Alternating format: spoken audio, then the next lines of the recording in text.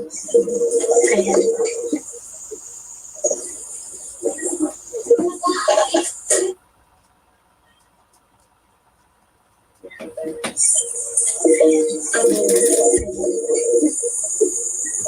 Sige po, sabay-sabay na lang po tayo.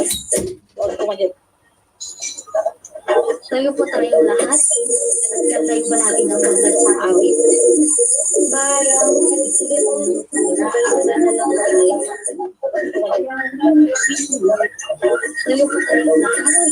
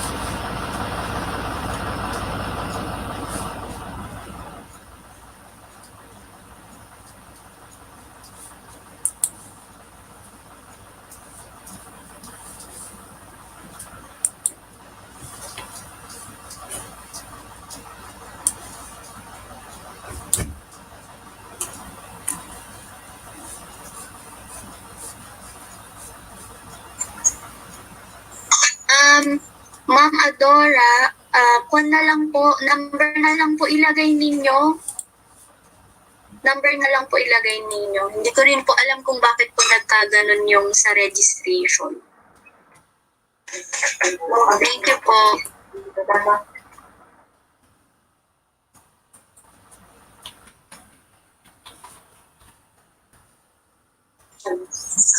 Ayan po, nandiyan na po si Ma'am Evelyn. May we welcome her, our Chief Curriculum Implementation Division. Ma'am Evelyn.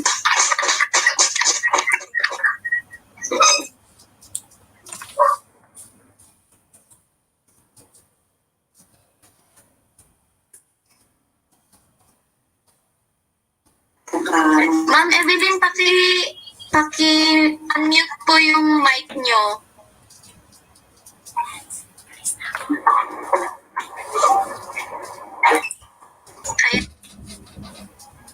Hello. Okay po. Hello, good afternoon everyone.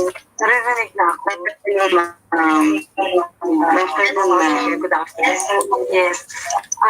Sorry, we are just had our lunch.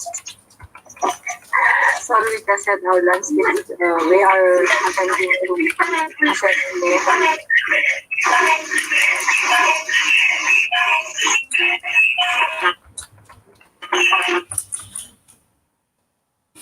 Yes, okay. Okay na po. Paki-off lang yung ibang nakuha na mic. Hello? Narinig ako? Yes, ma'am. Okay, sige. May mga naka-open kasi. Sige, thank you and good afternoon. Sorry because we are attending to the assessment of master teachers and head teacher. So, kakakain lang namin katatapos. However, as a good soldier, when it comes to duty, andito ako to greet you. No? So, good afternoon once again to our school division superintendent from Rachel, to Madam ASDS, Madam Judy, to the proponent of this program, Ma'am Raida, to all of you, the guidance counselors, and maybe there are also ESP teachers attending. Again, a pleasant afternoon to everyone. I would like to greet you with a very warm welcome to this seminar. This is an opening. No? So, sana ma-enjoy ninyo yung seminar na to because this is one of a kind. It is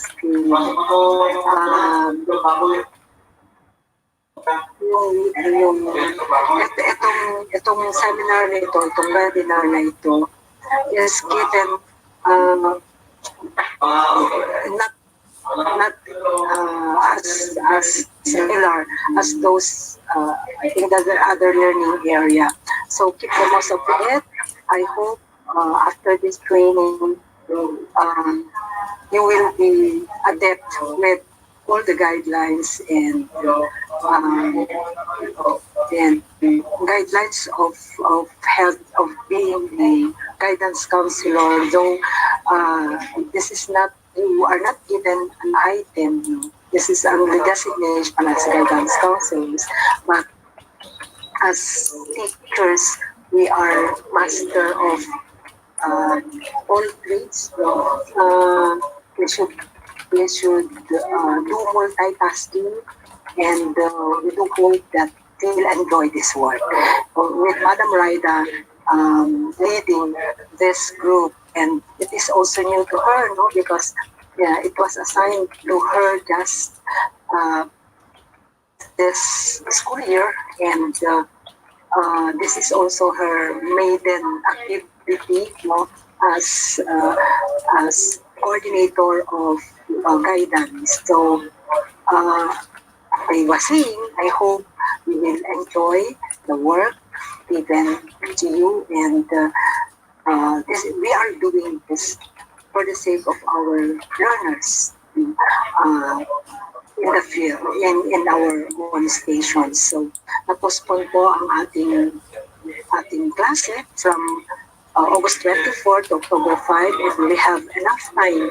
So this is very timely. The webinar today is very timely to prepare ourselves to feed our learners come October 5. So, once again, and mabuhay tayong lahat. Thank you, Ma'am Evelyn. Okay. Thank you.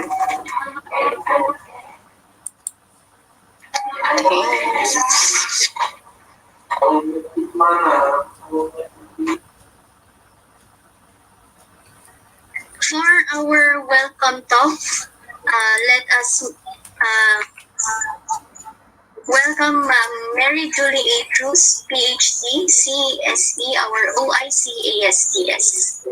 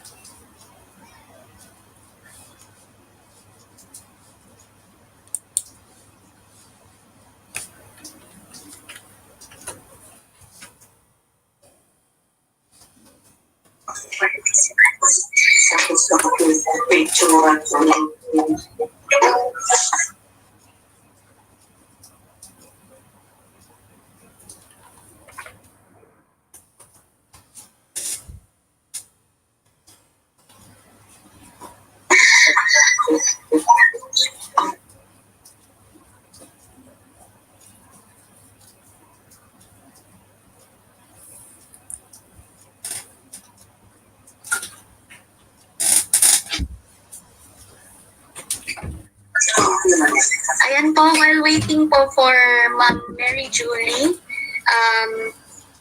may I present to you the participants for this webinar po. Ayan.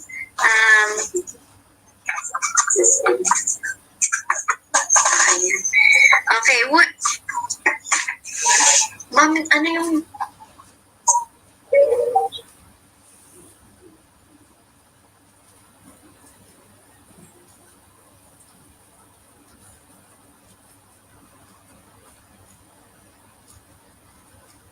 Ayan po, where are the public schools district supervisors. Nasaan po kayo? Hello po. Nandyan po ba kayo? Mga PSDS and DICs. Ayan. Ayan, kaway po. Hello. Ayan. Hello. Present po. Present. Ayan, thank you po. Okay, nasaan naman po ang mga school heads of secondary and elementary schools? Secondary po muna. Ayan, pwede niyo pong i-on yung camera po para makita po namin ang inyong magagandang mukha. Ayan. Hello po. Makasado pa del Norte. Ayan, from Dupax del Norte. Ayan.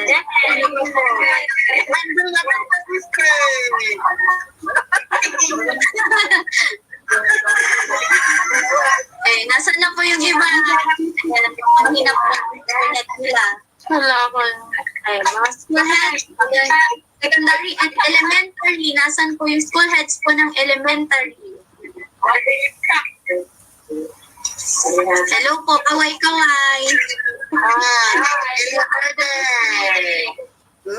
Wow, naka-uniform po ata sila.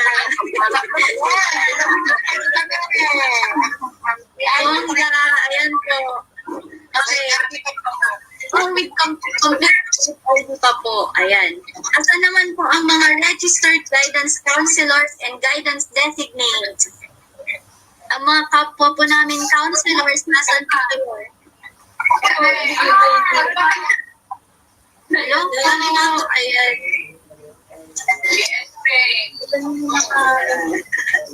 Okay, nagkakaroon po tayo ng tour ngayon. Ayan. Hello po. Ayan. And syempre po, last but not the least, ang ating mga class advisors. Mga class advisors. Hello. Hello po sa lahat ng class advisors. Ayan. Mukhang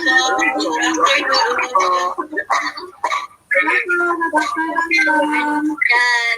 Alive na alive po tayong lahat. Ayan. From Asian po. Hello po. Hindi na po nakapasok yung mga po sa mga hindi nakapasok. Hanggang 250 lang po yung capacity ng ating Google Meet na account din po. Ayan. Ayan. Okay po ba kayong lahat? Okay po. Okay, thank you po. Yes, ma'am. From Alfonso International School po.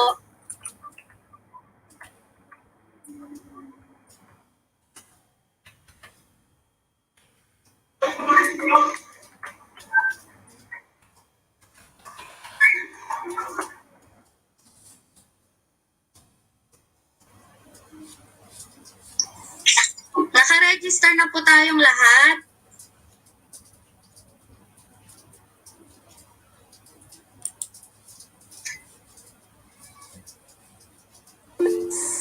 Saan po magre-register, Ma'am Bless? I-send ko po yung link sa my chat, ma'am. Okay, sige. Thank you, Ma'am Bless.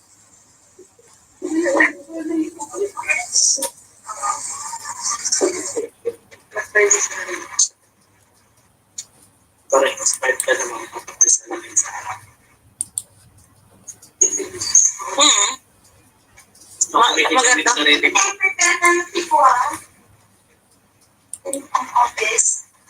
Attention po. Accident ka na isa. What the? Module 2 and 3 ajibe. Ni module 4 ajig kairano. Ano, naka-off ka daw. Pinag-sure na, pwede ba agkupo at agdidictate at ayan tinotepad ko. Tapos, kuna,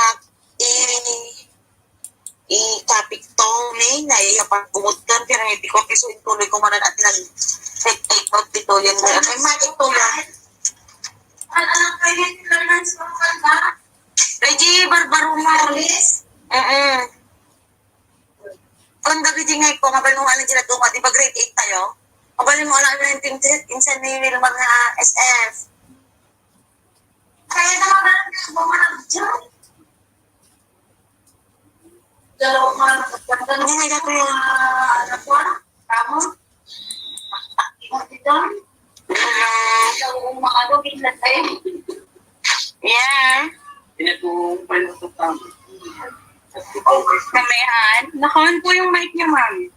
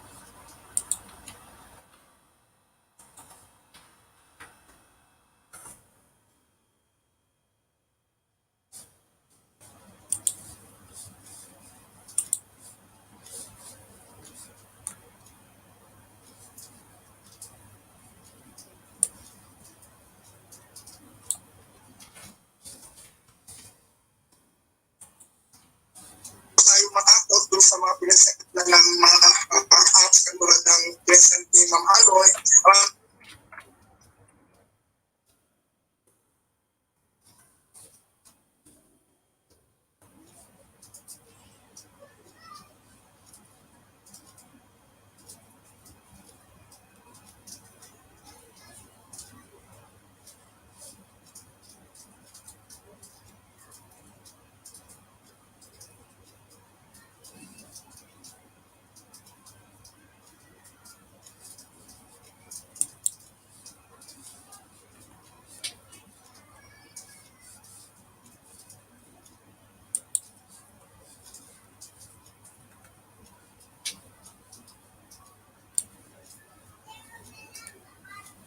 Hello, ma'am.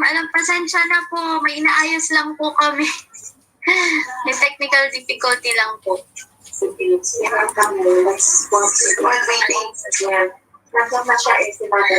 Ayan po. Let us hear a message from our Schools Division Superintendent, Ma'am Rachel Arliana, PhD CESO 6. Ma'am Rachel.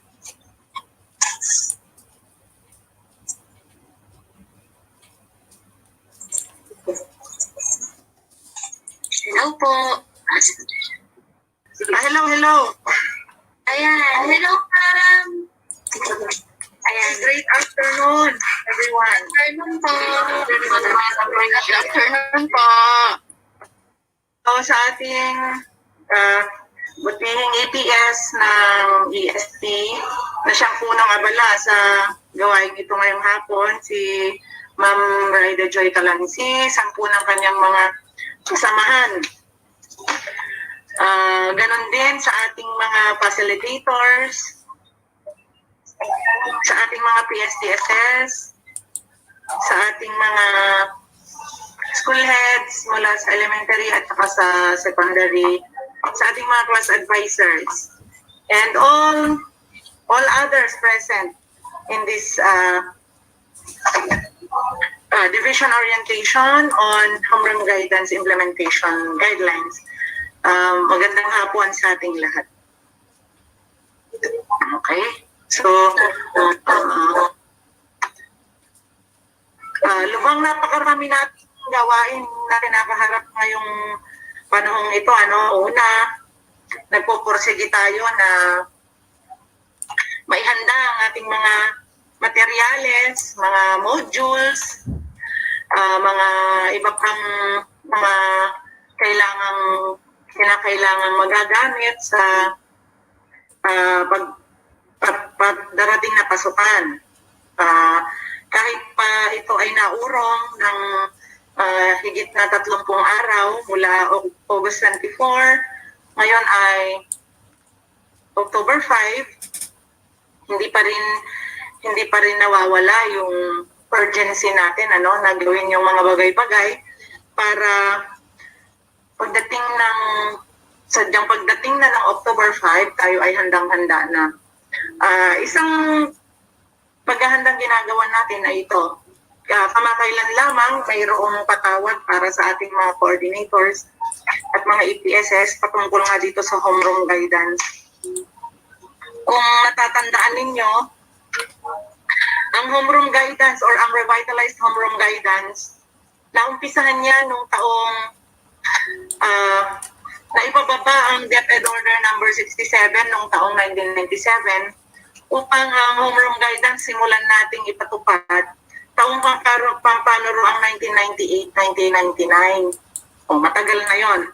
Ang nakapaloob dun sa homeroom guidance upang malinang, sabi niya, upang malinang sa kanyang kabuuan ang personalidad ng isang mag-aaral. Sabi niya, patungkol sa kanyang paghahanda ng kanyang sarili at ng kanyang pakikisalamuha sa iba. Basically, that's the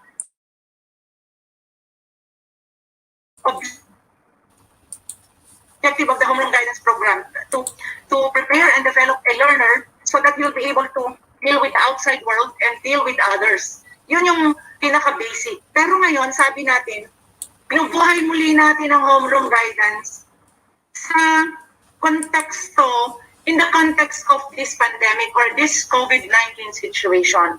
Natural na hindi pa rin nawawala yung original na objective, original na layunin ng homeroom guidance program.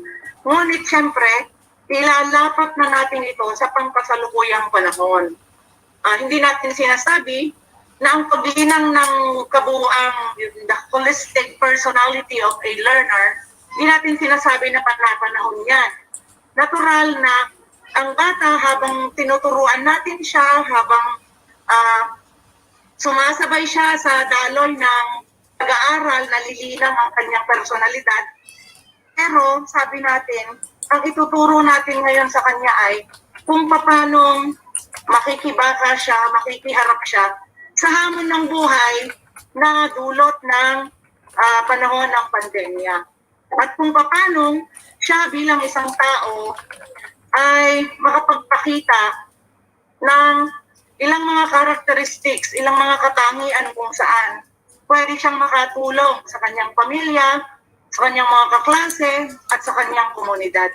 Isang malaking hamon yan sapagkat syempre sa atin, bilang mga advisors, bilang mga teachers, bilang mga school heads, bilang mga PSTSS, limitado na ngayon ang pakikipagharap nating pisikal sa ating mga mag-aaral. Kaya nga, inaasahan ko na sa orientasyon na ito, sadyang kayo ay magiging involved upang sa ganun ay maintindihan nating mabuti kung ano yung mga itinatakda o mga guidelines, ano yung mga dapat nating sundin at ipatupad sa pagpapalaganap natin at syempre yung pagpapatupad na nito ng ating Homeroom Violence Program. Alam ko na ito ay karagdagan na naman na challenge sa atin, ngunit kung susumahin natin, makikita natin ito ay magiging malaking katulungan natin upang sa ganon ay mas mahikayat pa ang ating mga mag-aaral na maging isang mabuti, mapanutong individual, mga bata, mga youngsters, mga teenagers, mga young adults. Ganon din na, syempre, sa kalakarang pag-aaral natin sa mga itinakdang mga guidelines, makikita rin natin ito, marireview tayo, marirefresh tayo sa kung ano yung mga roles natin, what are our roles really in the development of a lifelong learner. Yan. Madami tayong iniisip, madami tayong ginagawa. Subalit alam ko na ang mga bagay nasa kanyang sariling perspektibo, nasa kanyang sariling panahon, at syempre pa nasa ayon sa paglalagay natin ng importansya sa bawat ginagawa natin. Alam ko rin na ang mga ginagawa natin, bawat bagay na ginagawa natin, isinasaalang-alang natin ang pagiging kapakanan ng ating mga mag-aaral, ng ating mga anak. Isinasaalang-alang natin yung mga bagay na dapat nating maibigay bilang mga guro o bilang kalipunan ng kaguruan ng Departamento ng Edukasyon.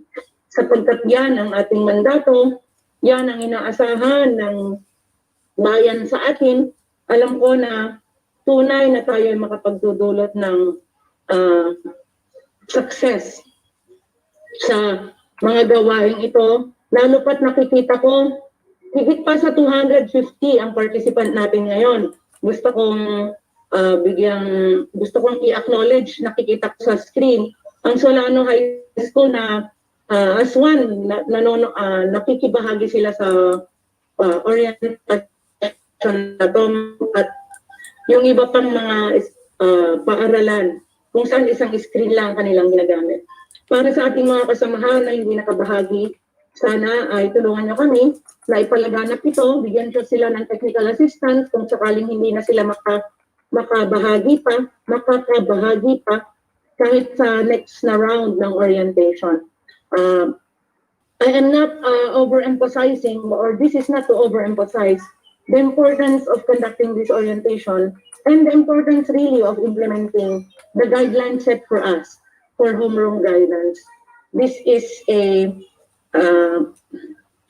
this should be a built-in activity, integrated activity in the learning session that we usually or we plan to deliver to our learners. Again, to our EPS in charge of this activity, Ma'am Roida Calanci, to her team, to all our registered guidance counselors and guidance advocates, to our public schools district supervisors and district in charge present, to our secondary school heads, elementary school heads, our dear teachers and class advisors, this this activity given us should not be um, put and set aside. Instead, it should be at the forefront of all the things that we need to do so that we will be setting up, we will be truly setting up a, a more humane classroom, even though that our learners will be going to do it inside their homes. Uh, I know that in all the things that we do, we try to look into how we can make things easier, how we can make things happier, how we can make things more vibrant, more alive for our learners. Siguro ito yung isang pagkakataon. Ito yung isang avenue. This is one way. So let us not forget, we are all in these things together. So we continue to hold on. Thank you very much for your presence, for your time, for the effort. At hindi ako magsasawang sabihin yan. Maraming salamat. Bago ko tapusin ito, gusto ko lang magbigay ng ilang paalala, ano? Para sa mga participants na hindi conscious sa kanilang mga camera. Oh, di ba? Kung nakikinig kayo, mangyari, please be conscious of your camera. You know, if you're doing something else, and may ginagawa kayong iba't isinasabay nyo lang yung pag-attend sa orientation na ito, baka pwedeng i-put off ang camera kasi nakikita po kayo na may ibang ginagawa. Okay po? Yan. Ikalawang paalala, sabi natin, kung nag-a-attend po tayo ng mga orientation webinar na ganito, ang mindset po natin ay nag-a-attend tayo face-to-face. Ang kaibahan na nga lang ay nag-online tayo instead of being in a particular venue.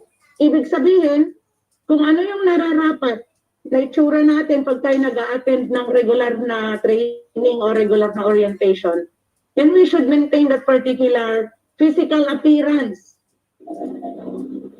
Kung hindi yung ibig sabihin, yung physical na appearance ay hindi ayon, baka pwedeng i-off lang ang camera, please. Kasi may nakikita po ako na nakahubo. Tama ba? Hubo o hubad? Yan. May nakikita po ako shirtless. I mean, wala siyang t-shirt, nakahubad siya. Diba? And here we are in a formal gathering such as this, even though it's online. May nakikita ako nakasando lang. May nakikita po ako, and many other things. Please, let's maintain a certain degree of professionalism while doing this. After all, this is a professional endeavor. Number 3 po, during the pambansang awit, when they say you have to stand and your camera is open, you have to stand. If you do not like to stand, put off your camera. Para hindi po namin kayo nakikita. I saw someone, a teacher at that, and we're discussing homeroom guidance. I saw someone who is eating while we are singing the pambansang awit. Diba? Questionable kasi yan eh.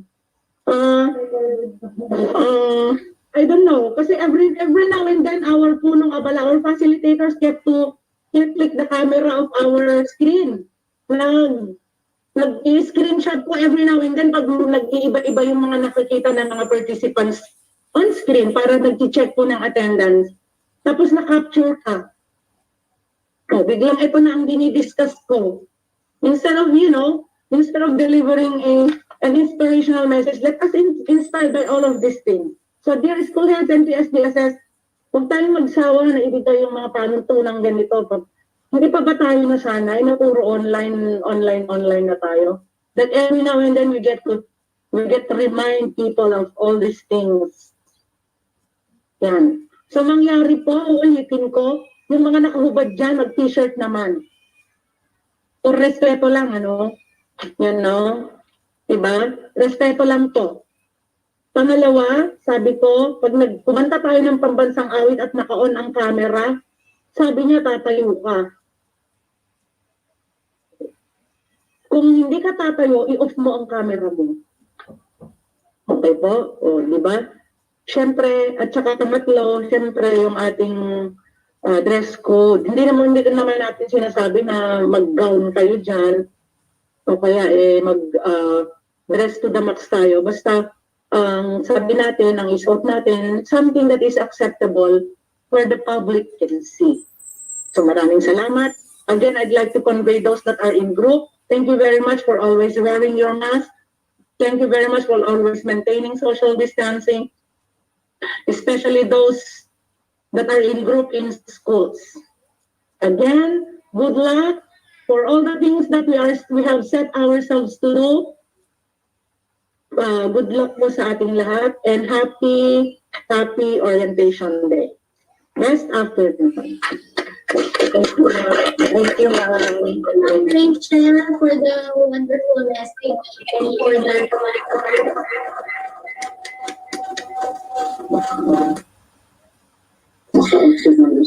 Okay po, ayan.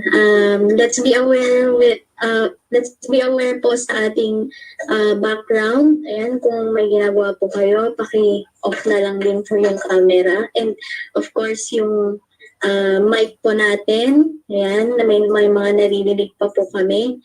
Ayan.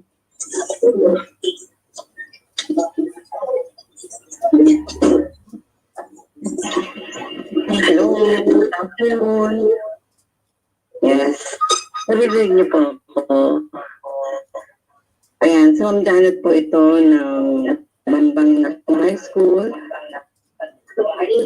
And it's my honor also to introduce to you our EPS or the ESP in order for us to have an equal footing kung ano po yung ating objectives ngayong hapon na ating pong tatalakayin sa ating pong activity. Without much ado, I would like to call Ma'am Raida Joy C. Calancy. Ma'am, take it away.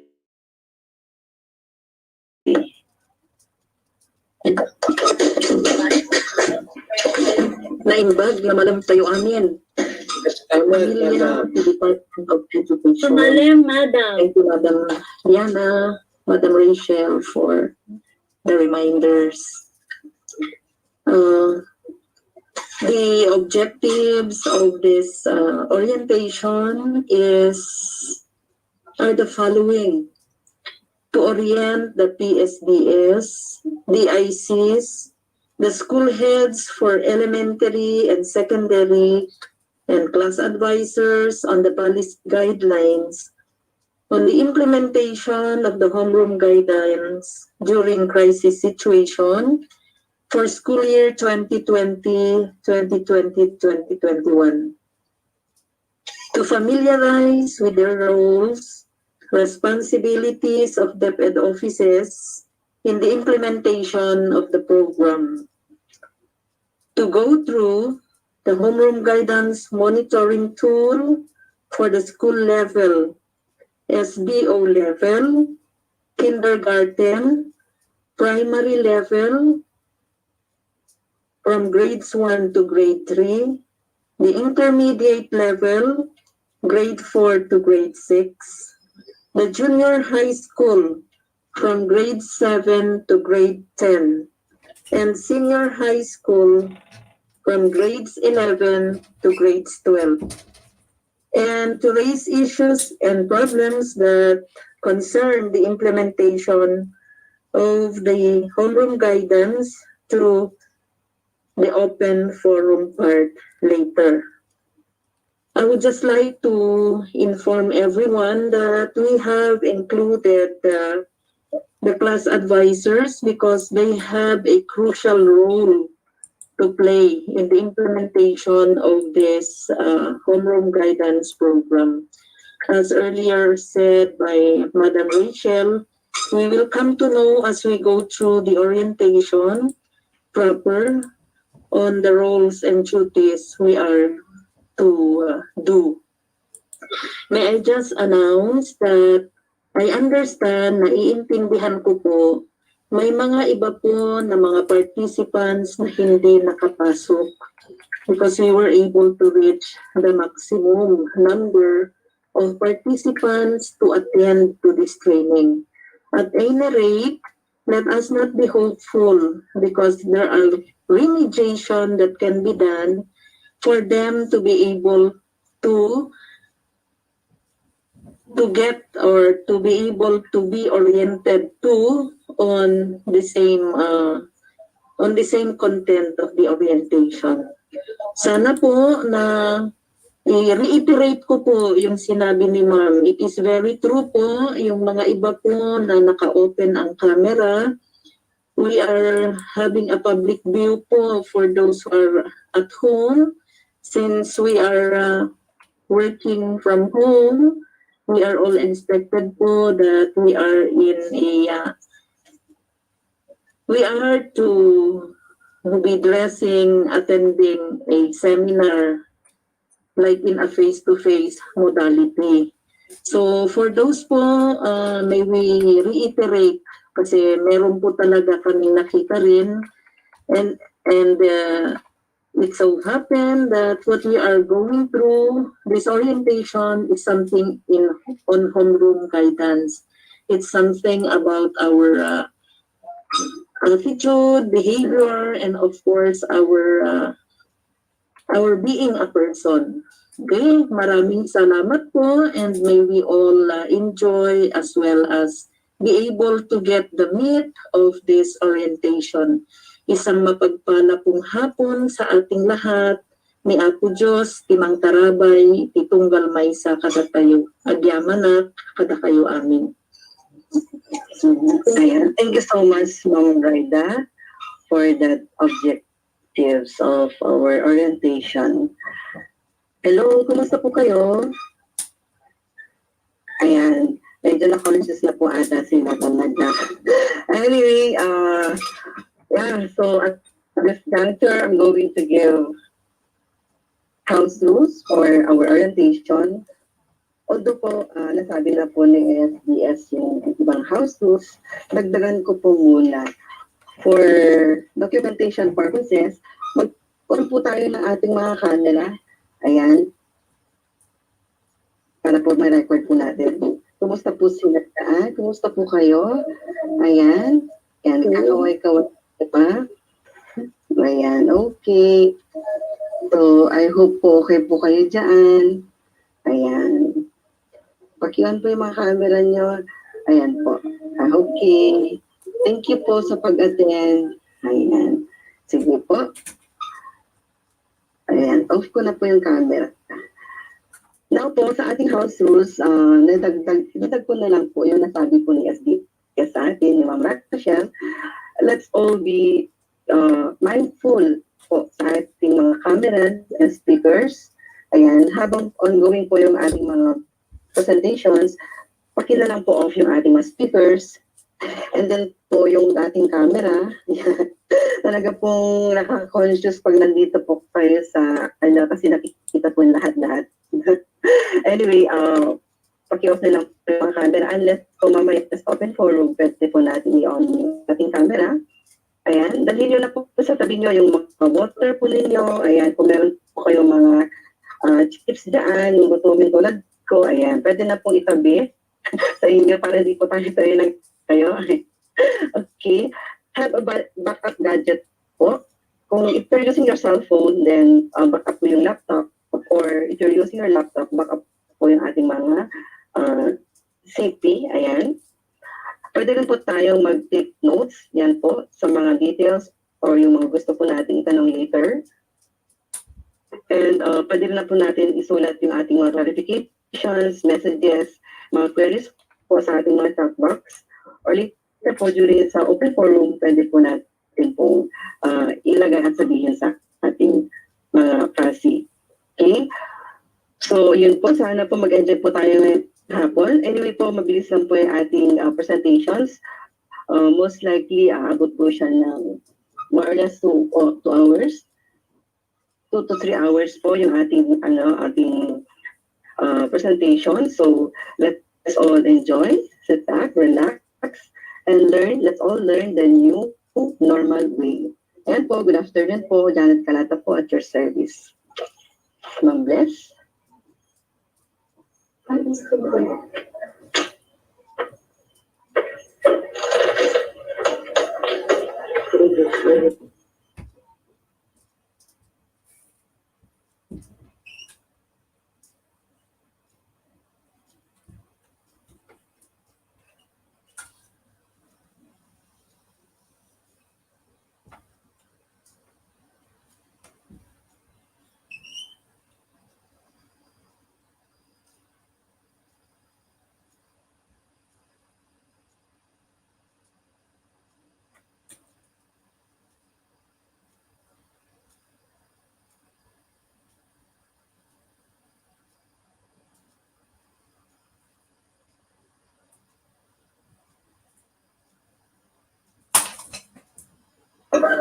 Thank you po, Ma'am Janet, for the house rules. So, we will proceed na po sa ating video presentation. Ito po mga mapapanood ninyo ay galing po directly from the central office. At ito po ay recorded. Ayan.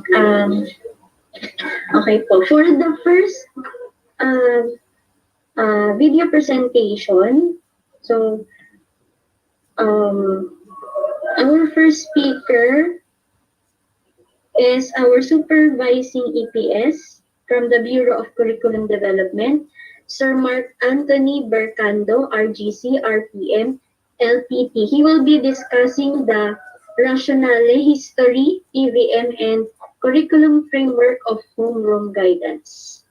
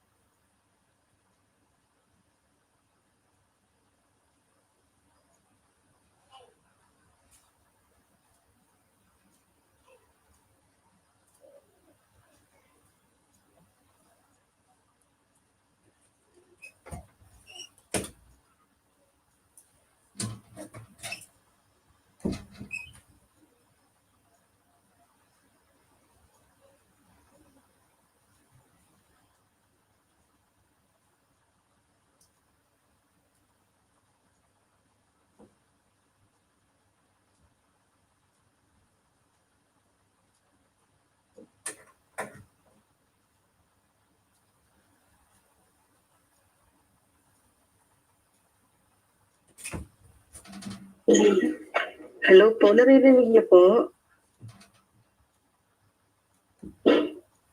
Hello po, may naririnig po kayo?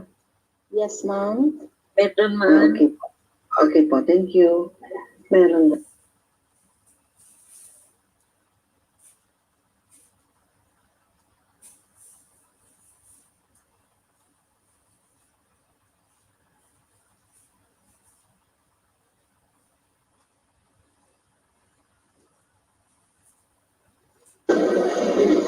Wait lang po ha, may technical problem lang po.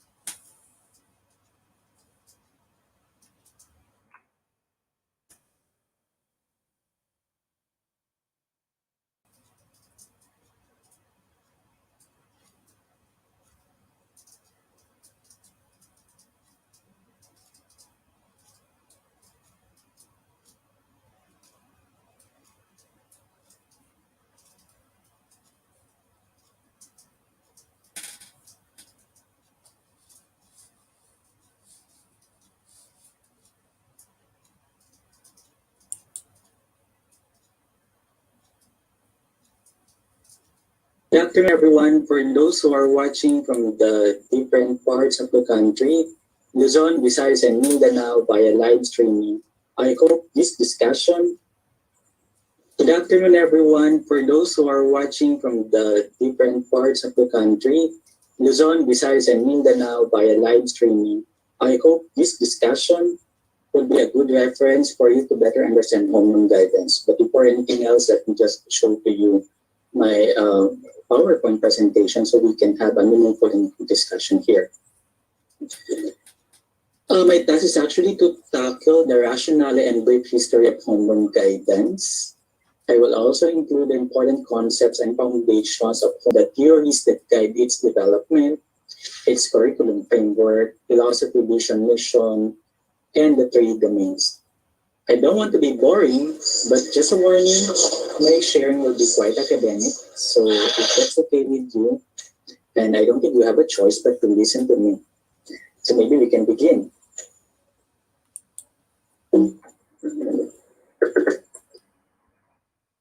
Oh, so let's start with the past. So I know that most of the viewers here are quite seasoned in the Department of Education. So can you still recall RHGP?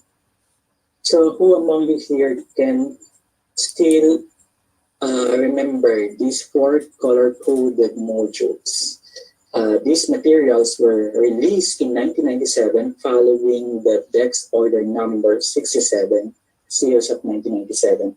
Personally, I was able to do the exercises here when I was still a student, and I can remember how my advisors were requiring us to do the task.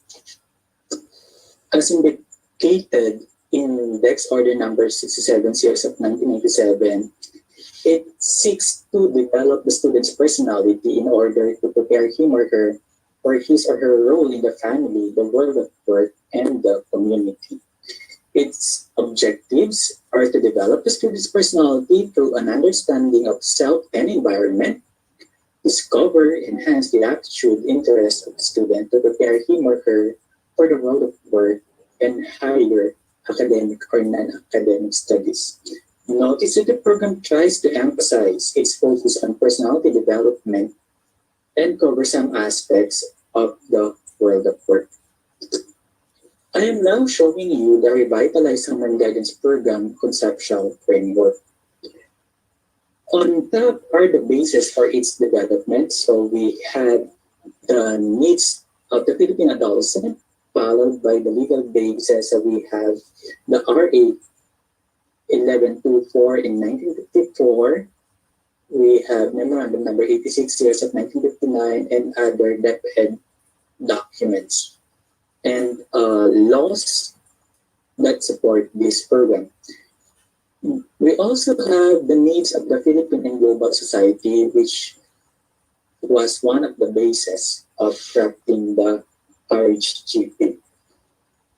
So as you can see here, this program or conceptual framework rather follows the IPO flow. So we have the input process and the output. As its input, we have its objectives, which I already mentioned a while ago. We have the curriculum development process. So they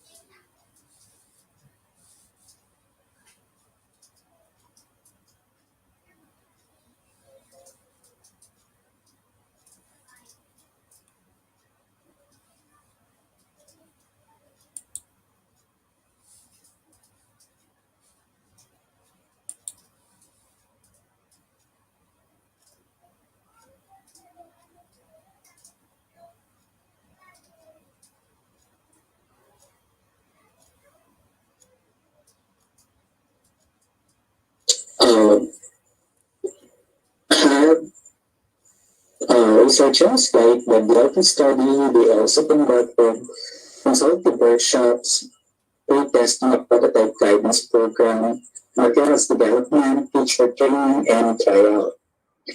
And then they made use of tools standardized tests such as high school occupational interest inventory and the Philippine specific aptitude test battery.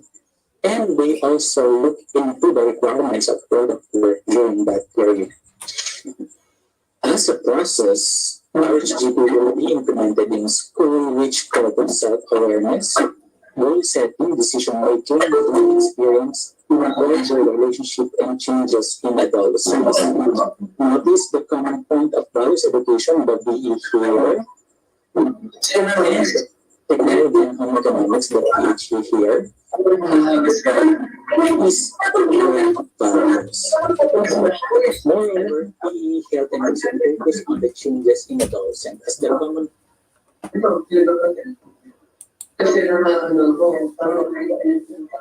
You're presenting to everyone. Naku, merong nag-present ng ala!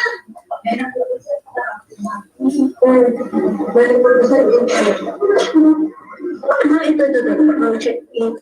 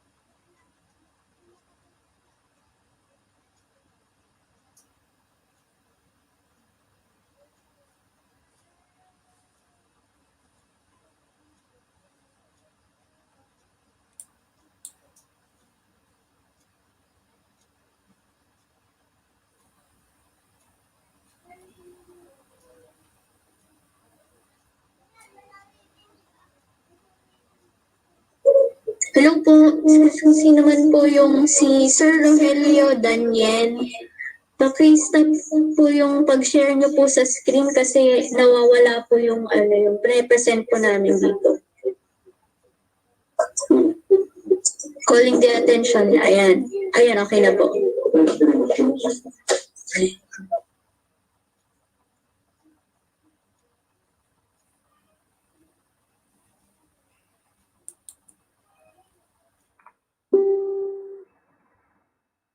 defines hormones as units of organization which give the importance to the individual and make him or her the core of all activities undertaken to develop his or her personality and cultivate his social relationships with his classmates. So, in a nutshell, it just wants to address the personality and social aspects of the students. RHGP was for secondary level only. It has 40 minutes per session. So the number of sessions is 30 to 32 sessions per school year or 7 to 8 sessions for each grading period. Modifications will depend on the activities conducted in the regions and in schools. So that's based on Dex Order number 52 series of 1998. Fast forward, in 2015, we tried to look into the current implementation of the program as we conduct data gathering, interviewed implementers in the regions along with other processes and literature review. From there, we developed the curriculum guide of Homeroom guidance, formulated its policy, developed learning materials, which is already on the final phase, And now we're conducting our training. We just ended or finished our orientation last July 29 for the regional and division supervisors. If you will be asking me what are the processes involved in the CG development or curriculum guide development, we made a survey on the implementation of homeroom guidance program or the RHGP, wherein we asked, maybe some of you here answered that survey. We asked you regarding the status of RHGP, and that's the quantitative part of data gathering. Its results have to be validated through an FGD and interview with some regional and division personnel. So that's the qualitative part. Then we try to review the RHGP materials, check its coverage and content, and sadly, the results of data gathering tell us that RHGP time was used for classroom cleaning, advisors homily. So for those advisors who are trying to be a priest inside the classroom, extension of others subjects, a collection of letter to parents, and other things. Reflecting on these results, we came up with activities that would eventually cheer for the rebirth of RHGP way back in 2016. So, why homeroom guidance? Is it just a repetition of RHGP or just a similar subject to ESP? For those who are thinking that this is an ESP thing, you have to carefully listen to this webinar. But before that, let me direct your attention on how homeroom guidance should be properly appreciated, taking its correct context and lens. For those who are now practicing or who are practicing RGC here, can you give me a thumbs up? So I'm showing you this simple or sample guidance and counseling services chart. We have the individual inventory, which is a record-keeping mechanism that involves routine interview. So for those who are doing the routine interview, it's part of the individual inventory. We also have to store confidential files of the student's psychological test results or even academic performance and many more that are being used to understand the student. And this is actually useful during counseling. It helps us to better understand our client. So only the guidance counselor can touch and open the files of these students. Then we have the follow-up service, which entails the counselor to check the current functioning of those students who avail counseling.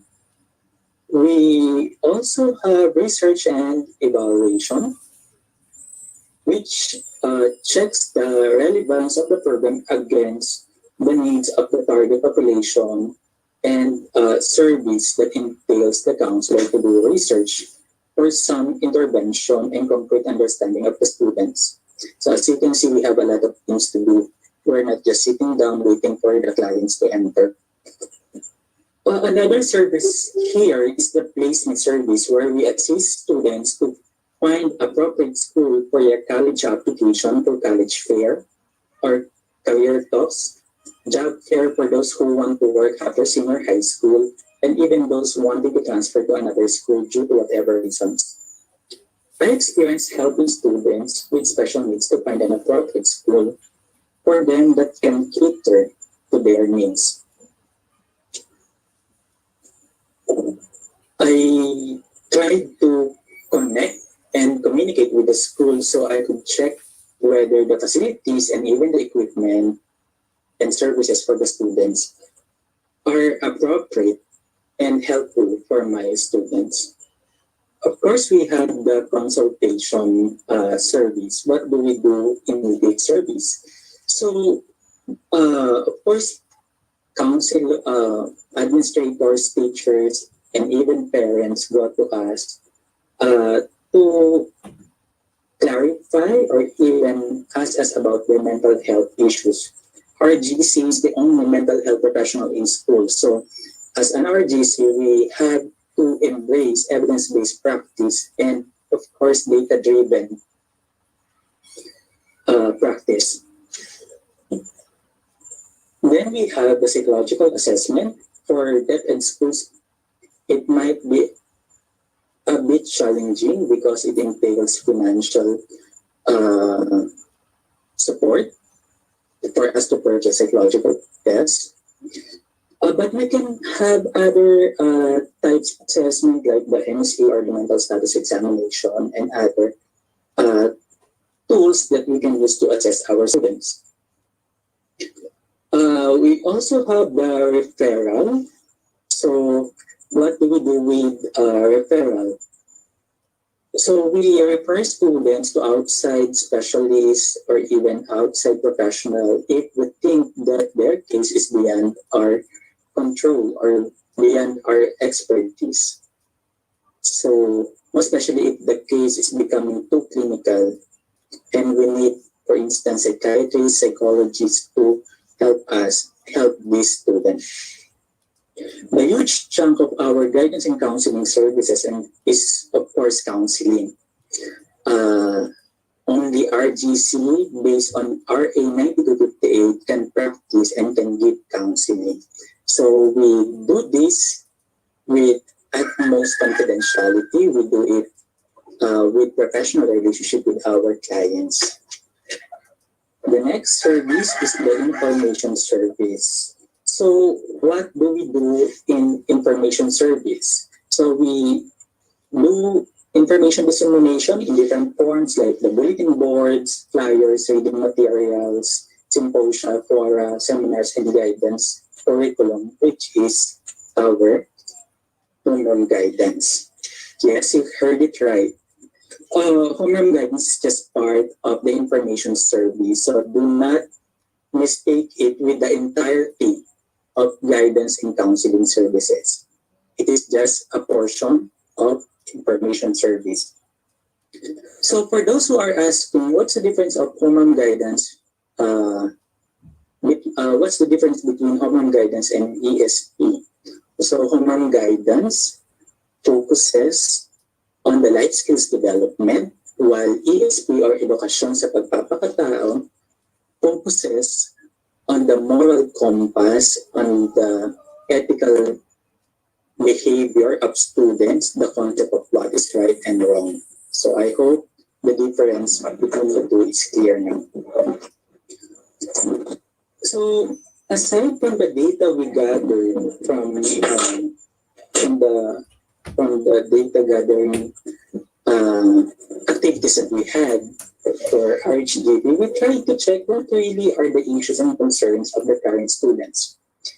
In some of our activities during the development stage, we usually invited resource persons to discuss this, plus the data from the government agencies and some readings. We saw that issues like academic failures, school dropouts, bullying, drug addiction, unhealthy sexual behavior, online and social media addiction, confused or even difficult career choices, teenage pregnancy advices, and many more inform our students. Therefore, we need a program that will prepare them to face these realities through life skills development. We cannot control our environment, and I think we have to recognize that more the behavior of our students, but we can equip them with the right skills that they can use to overcome the challenges of their developmental tasks. So we came up with this program to really capacitate our learners or even students on how they will handle their issues. The critical curriculum puts emphasis on capacitating learners with skills that they can use to perform their tasks and nurture it as they progress up to grade 12. Additionally, learners need to perform different tasks, face personal and social issues, and decide which path to take. These needs must be addressed by a responsive program for the learners. So the RHGP before, for secondary learners, an existing DepEd program purports to answer this need. However, there is a pressing need to make it more comprehensive, developmental, and proactive, as learners nowadays have complex and overarching needs that have great impact in their development. I think we have to admit that the needs of learners now are quite different from our needs during the time when we were still studying.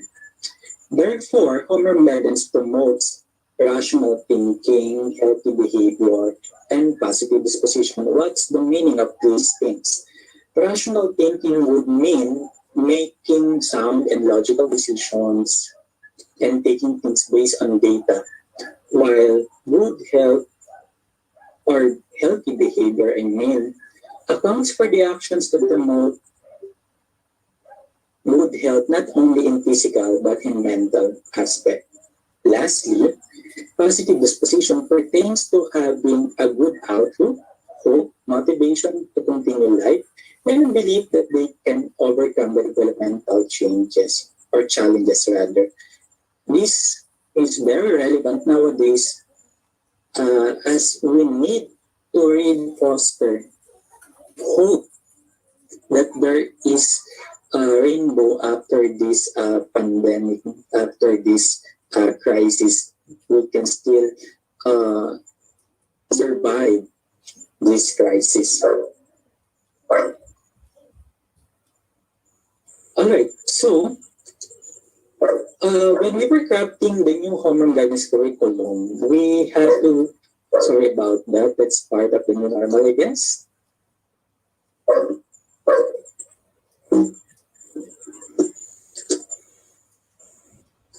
When we were crafting the new homeroom guidance curriculum, we had to be clear where we are coming from. So our belief that would guide us to articulate the vision of the program, so we came up with this philosophy that states every learner is unique and has the ability to develop him or herself using his or her own learning and experiences from family, community, school, and society.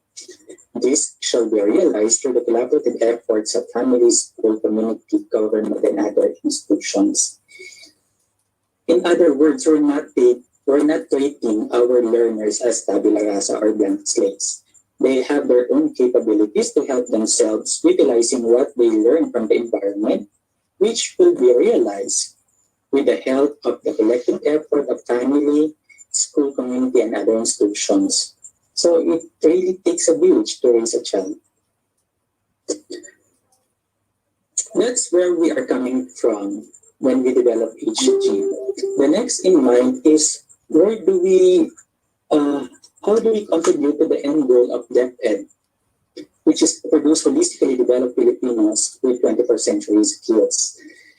Any program in the agency must support its targets. So we try to define what is a holistically developed Filipinos with 21st century skills in the context of homeroom guidance.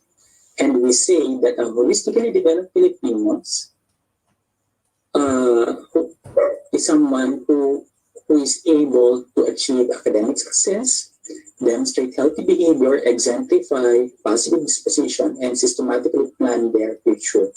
It shall produce learners who can work for the common good of society while upholding the international standards. Notice that we are anchoring on the department's vision. Okay? So, how should the vision be carried out? That's the next question.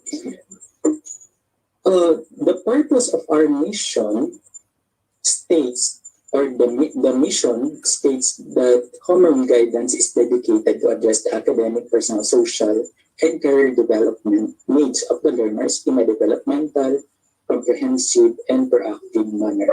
We are claiming that the HG is developmental in nature as its standards and competencies cut across all grade levels Comprehensive as it covers all aspects of students' life, and proactive as it tries to equip learners with life skills that they can use to overcome different issues. I'm showing you the curriculum framework of Homeroom Guidance, accounting the needs of the students, Philippine society, and global community, and guided by the theoretical basis and legal basis, we came out with the three domains. So we have the academic development domain, personal and social domain, and career development domain. By the way, we are inspired by the American School Counseling Association model or the ASCAM model. And we also read some literature about how we can contextualize and even make sense out of that model. We cannot just ignore the fact that school cannot do it alone. So as you can see, we have the school, the home, and community. So what does the school do? So school ensures the proper implementation of homeroom guidance that leads to the development of the learner's life skills in the three domains. It convenes both home and community for the realization of homeroom guidance vision. What about home? So it plays vital role in the learner's life skills development for its consistent support, involvement, and collaboration with the school and community. It provides guided opportunities that complement the school activities learned of homeroom guidance. Then the community and other institutions enforce the development of learners' life skills through its engagement in the school programs and activities. It also serves as a support system of the school as they craft policies, programs, and projects that are relevant to the vision, mission, and philosophy of Homeroom Guidance or HG. As you can see here, the arrows are continuing because it is a lifelong process. Even as adults, we still address these domains. No? So when we attend our seminars or webinars like this, we are catering to our academic domain. When we go to graduate school, to finish our MA or even PhD or even postdoc, that's the academic domain. And when we read books, just to enhance or enrich our cognitive faculties that pertains to academic domain. Then the personal and social development domain would entail us to improve how we relate with other people, how we make decisions, how we look at life, etc. Then the career development domain, of course, it's obvious that we are in this profession, but that doesn't mean that we don't look for professional growth, because career development is normal for us professionals. Then, having said that, we say that we contribute to produce holistically developed Filipinos. HG is a comprehensive developmental and proactive program that has standards and competencies that cut across all grade levels. So meaning to say, if you will be asking me, sir, is sexuality, drug addiction, bullying, human rights, and other issues embedded already in HG? I would say a resounding yes for that. So the competency indicators are arranged from simple to complex and focus on the development of higher order thinking, such as analyzing and evaluating concepts, processes, procedures, and principles rather than just remembering. The standards and competencies are the same from kindergarten to senior high school. As no life skills can be mastered in just 1 year or so, so it takes a process. What's the difference between and among kindergarten to senior high school? The difference is the complexities of competency indicators. So we try to ensure its developmental nature by making It reflected per level the same standards, but in a different context.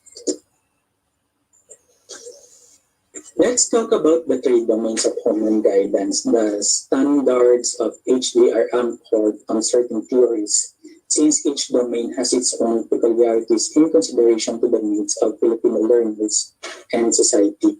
During that time when we were crafting the curriculum, we were trying to look for a theory that can encapsulate the things that the program needs.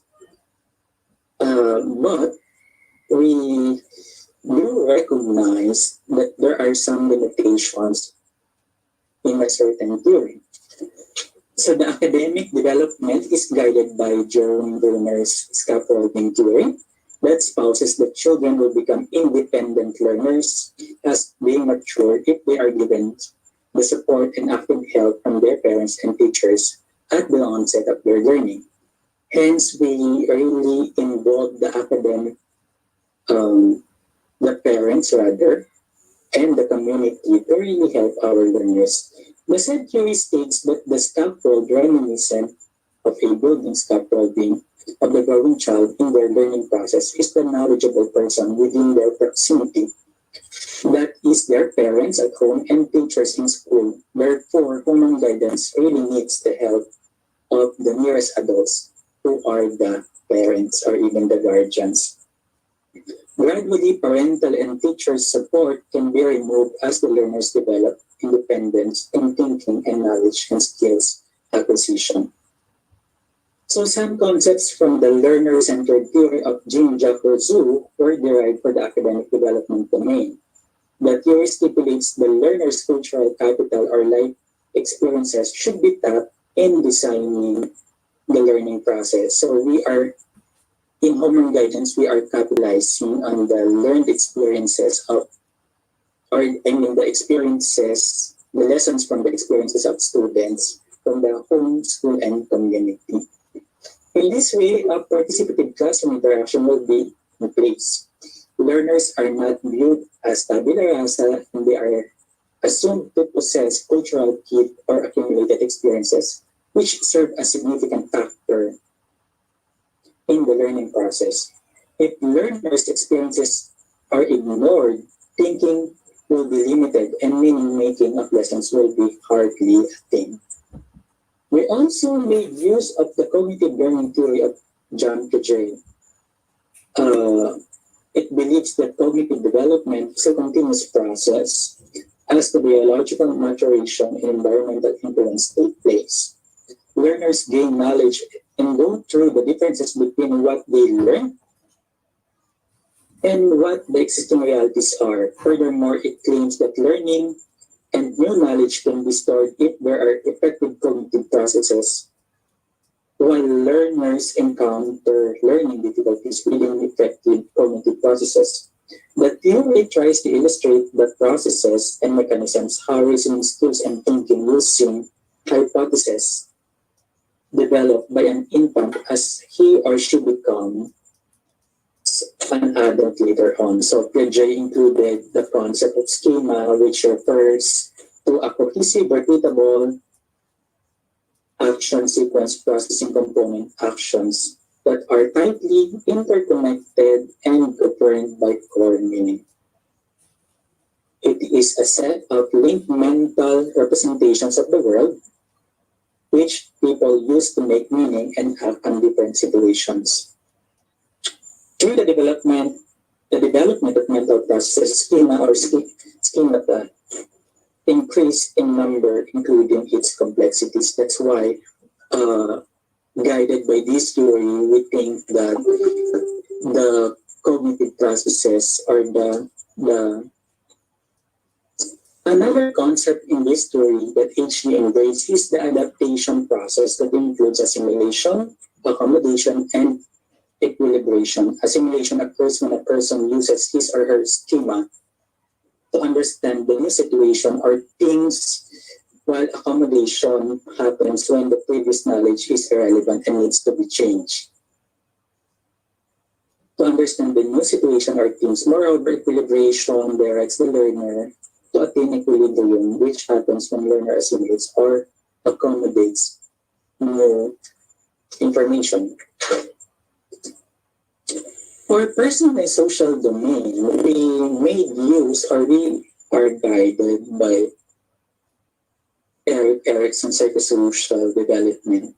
We actually got inspiration from this theory. Its descriptive overview of social and emotional development was taken as one of the considerations in crafting the standards and competencies. Of course, we have to account also the results of the current realities or profile of our youth or even students. His view on mastering the attitudes, ideas, and skills at each stage of development to help learners to be successful and contributing members of society is highly evident in the program. So we are treating learners when they face the developmental tasks guided by the theory of Erickson. So the last domain is the career domain. So we made use of Cromwell's theory of career development, also Super's development theory of career choice, Ginsberg's concept of career development. So Cromwell's theory of career development claims that genetic endowment that includes sex, race, developmental disabilities, innate talents affect the career choice of a person. So the career choice that we have are actually relevant or connected with our maybe sex, race, and other innate talents. Furthermore, the environment, life events, and learning experiences also shape one's career decisions. People's changing roles and priorities create great impact to their career directions. So for Super's developmental theory of career choice, he said that a person career advances, it undergoes 5 life stages. So 5, what are these stages? That include growth, exploration, establishment, maintenance, and decline. This process of establishing a self-concept as a person grows plays an important role in identifying occupation. The concept of vocational maturity, which may be attributed to person's age, undergoes a cycle as manifested in his or her career transitions. So we believe that the career is a continuous cycle. No? So the concept of career development as a lifelong process, including its early development of Ginsberg, is clearly reflected in the career development domain. That's why we, as you can see the curriculum here, the career domain is already present as early as kinder up to grade 12. HG advocates the early inclusion of career concept in their lives to guide them as they discover the path that they want to take. So these are the theories that guide the 3 domains of homeroom guidance. We just got those that are essential and applicable to homeroom guidance. So to discuss the homeroom guidance standards, competencies, and most essential learning competencies, I will now turn the mic over to Dr. Melinda Andres. Thank you so much.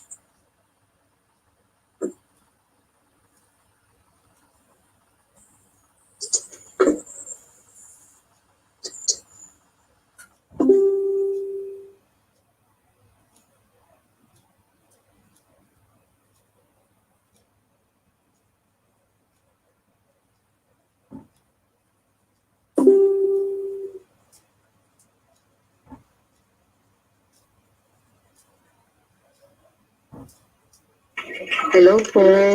Ayan po. Kapatapos po ni Sir Mark Anthony Bercando po, supervising EPS po sa national level, nag-share po sa atin ng rationale ng ating career guidance, homeroom guidance orientation program. Yan po. Ang susunod, pag may mga tanong po kayo, please lang po sa chat box po. Or hindi kaya, note nyo na lang po and then minsanan po mamaya sa open forum. Ang susunod, Ma'am Bless, na mag-present ay, is it, self-directed learning na ibibigay po sa atin ni Ma'am Carmencita A. Aguas, RGC po, ng Bureau of Learning Delivery, Teaching and Learning Division. Okay po, standby po tayo. Let's all learn in the new normal way. Ayan. Pakilang po yung mga speakers natin, yung camera ulit. Nakikita ko po yung iba. Ang sarap naman ang sinusubo. Kamutin sa kayo dyan. Pinagkap-kapi. Ayan. Okay. Sige po. Thank you.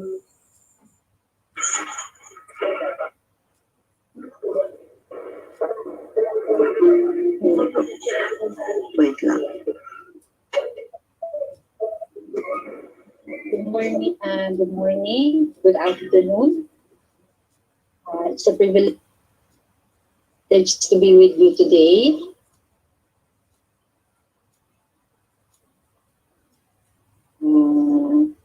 Let's talk about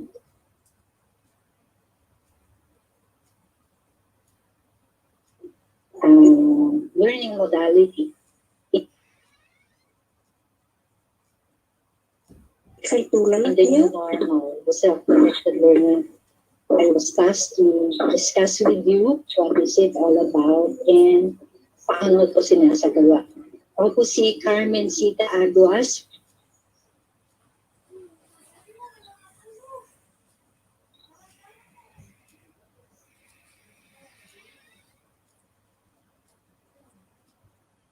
From the Bureau of Learning Delivery, Teaching and Learning Division.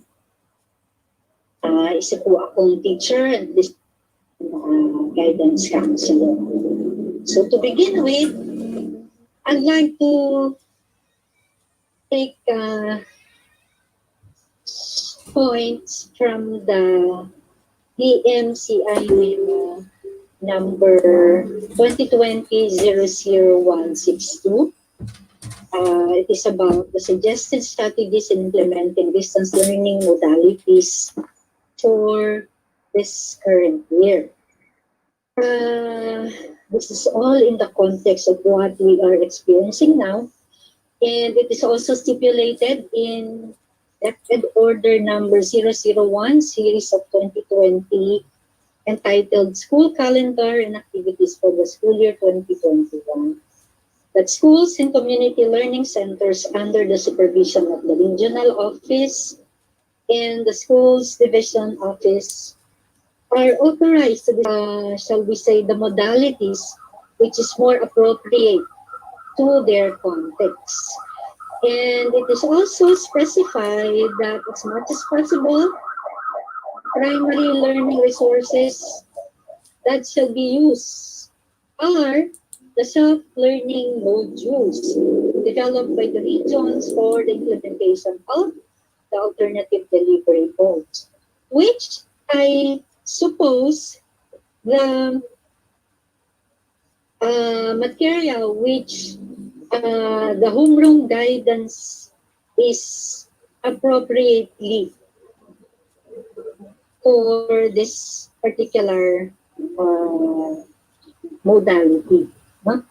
And to begin with, I'd like to share with you a definition of self-directed learning from Rawls. He said that self-directed learning describes a process in which individuals take the initiative. So, ibig sabihin, talagang makikita na natin na may kusang palo na yung bata. With or without the help of others, he is able to do on his own. He is able to diagnose ano yung learning needs niya. He's able to formulate goals. And, of course, when we say self-directed learning, sabi nga ay the child is able to take the initiative, no? Identifying human and material resources for learning, choosing and implementing appropriate learning strategies. And of course, the most important thing in the self-directed learning, according to Knowles, is evaluating learning outcome. So, self-directed learning describes a process in which individuals take the initiative with or without the help of others in diagnosing their learning needs, formulating learning goals, identifying human material resources for learning, choosing and implementing appropriate learning strategies, and evaluating learning outcomes. So, with that, Boyatsi, American psychologist, together with Goldman in 2002, may isa silang dinevelop. Okay, they formulated this theory on self-directed learning in which dito sa cycle na to, makikita natin what are the essential skills na dapat ay meron ng bata for him to be able to be successful in using the self-directed learning modalities. No? At sabi niya dyan, developing trusting relationship that help support and encourage in each step in the process.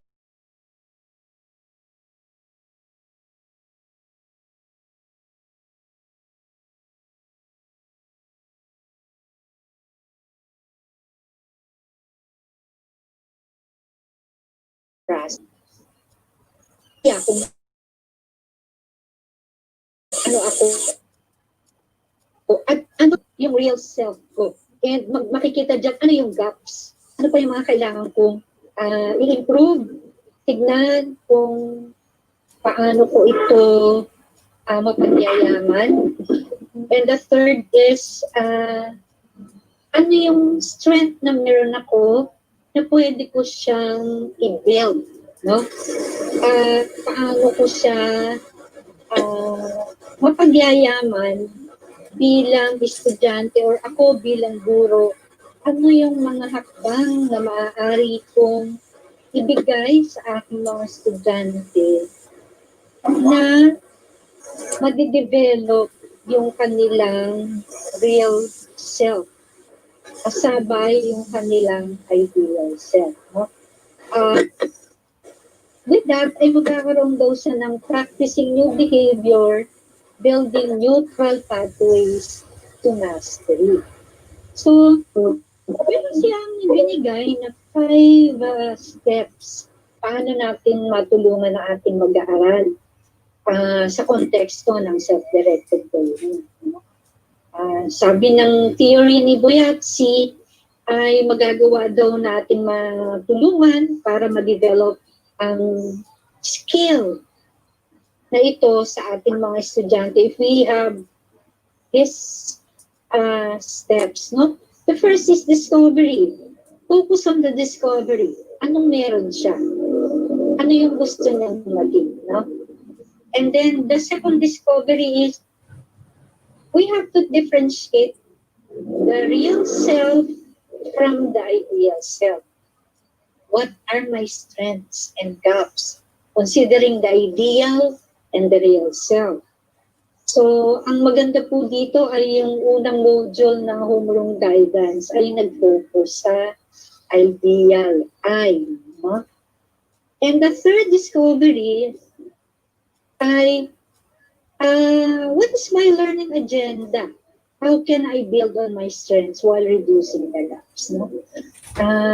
If you are able to help the learners identify ano yung kailangan niyang i-improve, ay maganda na pag-proceed niya sa fourth discovery. This is the exploration parts. No? Ano yung actions na pwede ko i-take? No? And let me share with you processes. No? Paano nga ba natin isasagawa itong self-directed learning? It's very important that we assess the learner's capacity to learn. No?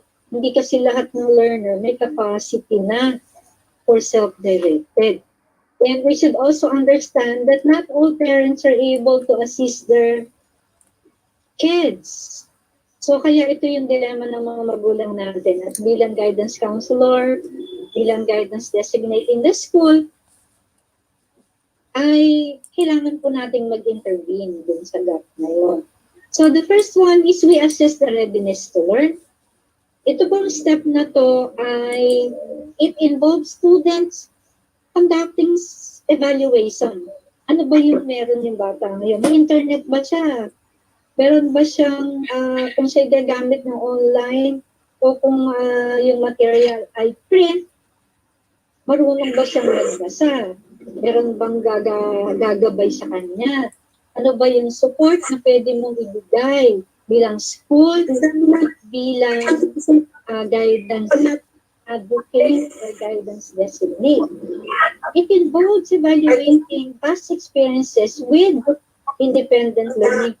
Ano ba yung kapasidad ng batang ito nung siya grade 4? What is his or her capacity in terms of independent learning? So, ang tip ko dyan ay masasabi natin na self-directed learning ready. Ang bata kung siya autonomous na. Masipag ba siyang gumawa ng isang face-to-face? Organisado ba siya? Nakakayanan ba niya yung self-discipline? Kasi sa self-directed materials, naroon yung mga specific minutes to work on a particular task. So, dapat makikita natin o ma-obserbahan natin sa kanyang discipline siya.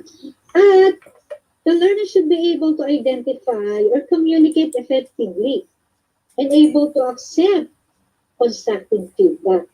Oo, kasi mag-feedback tayo every time na mag-submit ng learning materials ang bata sa atin. We have to provide feedback. Doon kasi nila malalaman kung tama ba yung ginawa nila or hindi. Then the second step is, of course, you set the goals between you and the students para maliwanag kung ano yung tatahakin yung inaasahan. Then, the third is the process of doing it. It's called engage in the learning process.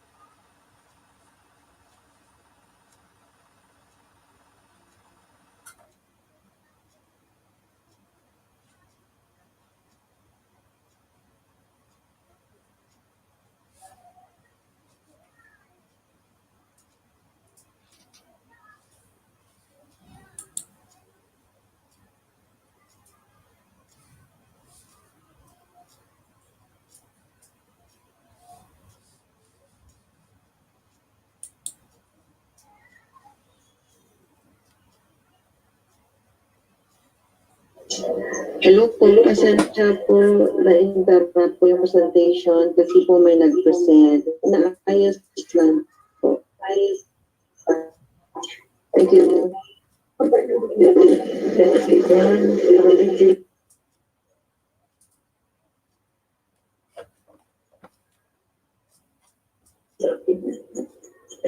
Okay lang po. Hello po. Yung mga cameras po natin at saka yung speakers. Okay lang po. Thank you.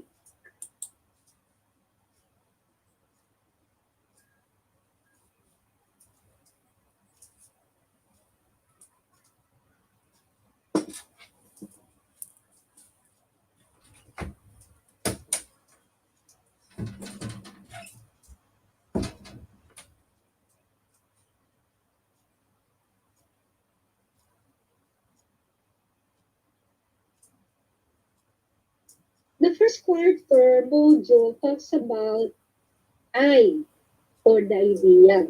So, di ba, sa self-directed, so important that you're able to identify the ideal self and the real self. So, the parts of the module should be very clear in the discussion. What are the objectives? So, objectives are stated. At the end of the module, you are expected to identify uniqueness from others, enumerate the changes as you age, and demonstrate positive and appropriate behavior in valuing yourself. Then, part of the module also, which is so important, is the time allotment. Diba sabi natin, we set goals. So, by seeing the time allotment, learners will be able to set goals. Ay, paano ko pala titikakin itong module na to, hahati-hatiin ko. And then, ano yung mga materials na kakailanganin ko? So, stated po dyan. Sa introduction, nakastate po ano yung meron natututunan ng bata for that particular task. No? Nakalagay din dyan, let's try this. In the let's try this is the actual activity na gagawin ng bata, na isasagawa niya. No? Nakalagay dito, paano niya isasagawa, ano ang laman ng mga activities na gagawin niya for that particular part. Then, matapos dyan, may processing questions na sasagutan ng bata doon sa bata sa mga nakaraan niyang ginawang activities sa Let's Try This. And then, possibly this is a processing question. A learner may need assistance from the teacher. So, dito siguro ko connect si teacher or si advisor or si guidance designate para mapagyaman yung learning ng bata dito sa processing question. And then on the explore part, this is the most critical part because this is the application part wherein the learner will be able to apply the learning task, no? Makikita niya dito kung ano nga ba yung discovery niya sa kanyang sarili. Ano? And with this module nakalagay dito ay for the explore part ay it's all about me activity. So dito na siya gagawa. Ito na yung kanyang application. At maaaring ito yung kanyang isasubmit kay teacher. Pinaka-final output niya. And with that, we commend the team of Ma'am Jonah for really working hard in crafting this particular materials on homeroom guidance. At nakakatuwa po dahil mula kinder hanggang grade 12, meron na tayong homeroom guidance most essential learning competencies. No?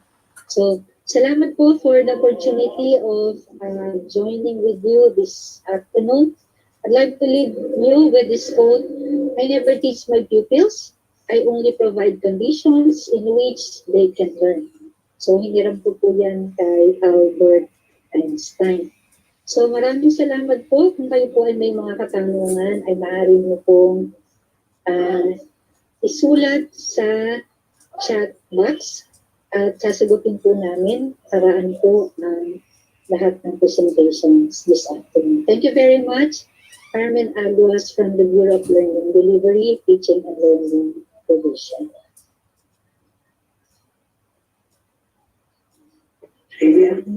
Okay. Ayan po. Nag-stop po kayo. Okay po. Next po natin speaker po ay si Ma'am Jonah Kristen M. Valdez. Isa po siyang registered guidance counselor. Ang topic po niya ay procedure, assessment, monitoring, and evaluation. Ayan po. Mga 25 minutes po yung kanyang talk. Okay. Okay, so stay put po tayo. Pwede na po tayong magtimpla ng kape.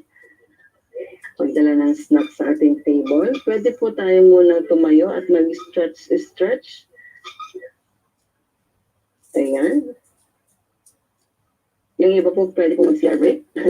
Pwede CR break. Okay. Water break po yung iba. Sa mga nag-tiyata. Okay. Sige po. Thank Good you. afternoon po sa lahat. So, good afternoon. Today, I'm going to discuss the procedure, assessment, monitoring, and evaluation of homeroom guidance as indicated in BMCI 155, Series of 2020, or the policy guidelines on the implementation of homeroom guidance most essential learning competencies during crisis for school year 2020-2021. I am Jonna Kristen Valdez, a registered guidance counselor and senior education program specialist from the Bureau of Curriculum Development. The implementation of this program shall be governed and guided by the following principles. First, nomenclature. Homeroom guidance shall be reflected in the class program of every school in the school forms as homeroom guidance. It is abbreviated as HG. Second, on medium of instruction, the learning materials are written in English, but the regions may opt to use their mother tongue or any language convenient to the learners to ensure participation and interaction during the session and better understanding of the concepts. This is also including the outputs that they are going to submit for this year. Third, time allotment. Time allotment for homeroom guidance is 1 hour or 60 minutes per week from grade 1 to grade 12, while for kindergarten, it will be included in their blocks of time. Fourth, on class program, the homeroom guidance shall be scheduled once a week. So we need to consider and adjust depending on the learning modality of the learner, as long as it complies with the time allotment of 1 hour per week or 60 minutes per week. You can also use the time allotment stated or indicated in the modules as your guide in the delivery of the modules or in the delivery of the lessons of the modules. Fifth, the class advisor shall be assigned to implement the homeroom guidance program with the technical assistance of the guidance counselor. If the school does not have a guidance counselor, the school head may assign a guidance designate, but he or she should be provided with proper training specific to the implementation of homeroom guidance. Sixth, collaboration with family and community is also encouraged in order to create a venue for the learners in developing the skills in academic, personal, social, and career development. We have to remember that education is everybody's business. On teaching load, teaching homeroom guidance shall be equivalent to 1 teaching load on top of the teacher's advisory and subjects load.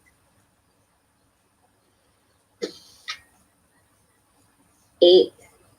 Homeroom guidance shall not be viewed as a formal learning area like edukasyon sa pagpapakatao or ESP and the like.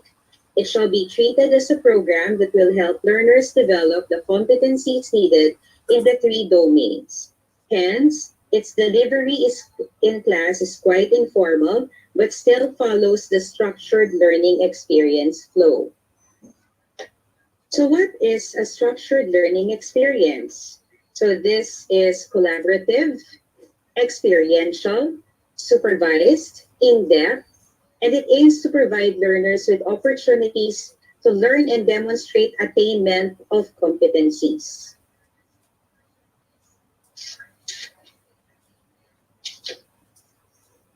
Nine, on orientation and capacity building. The central office through the Bureau of Curriculum Development shall conduct orientation and capacity building to region and division supervisors in charge of guidance and counseling. So regions, schools, divisions shall conduct training for the program implementers to capacitate and prepare them for the implementation of homeroom guidance most essential learning competencies.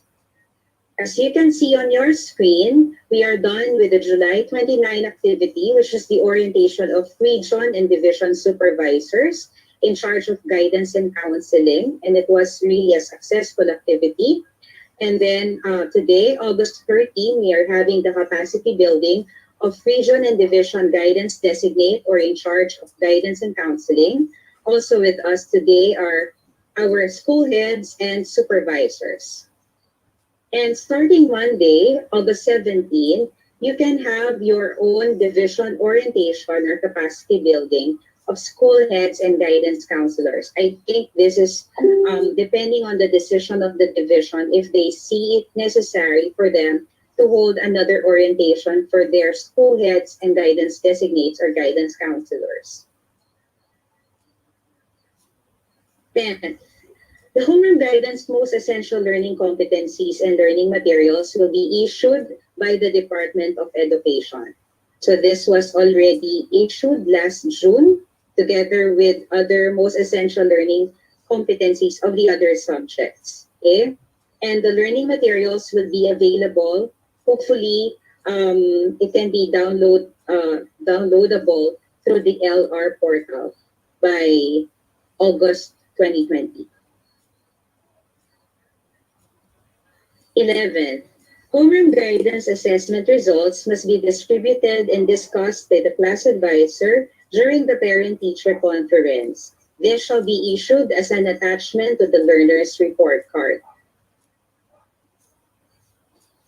12. Debit schools shall include all expenses relative to homeroom guidance in their annual school improvement plan. 13. Non-implementation or improper implementation of homeroom guidance shall be subject to existing applicable administrative actions. Okay? Let's now move on to our roles and responsibilities of DepEd offices. Okay, so to start, for schools, the school head supervises and monitors the implementation of homeroom guidance and ensures that proper intervention for each learner will be provided. The guidance counselor or guidance designate serves as the program manager and ensures the correct content and pedagogy of homeroom guidance in school. The guidance counselor or guidance designate must conduct the orientation and homeroom guidance at the beginning of the school year and hold quarterly meetings with section advisors before the implementation of the modules. As the need arises, the guidance counselor or guidance designate must be able to provide other guidance services or intervention without violating the provisions stipulated in the RA 9258 or the Guidance and Counseling Act of 2004. Class advisors serves as homeroom guidance implementer inside the classroom. So the class advisor refer the learner to the guidance counselor only if counseling intervention or other guidance services are needed, such as referral, consultation. More so, the class advisor collaborates with co-teachers and parents in developing the competencies of the learners at home. Together with the guidance counselor or advocate and parents, the class advisor shall identify and implement possible intervention for the progress of the learner.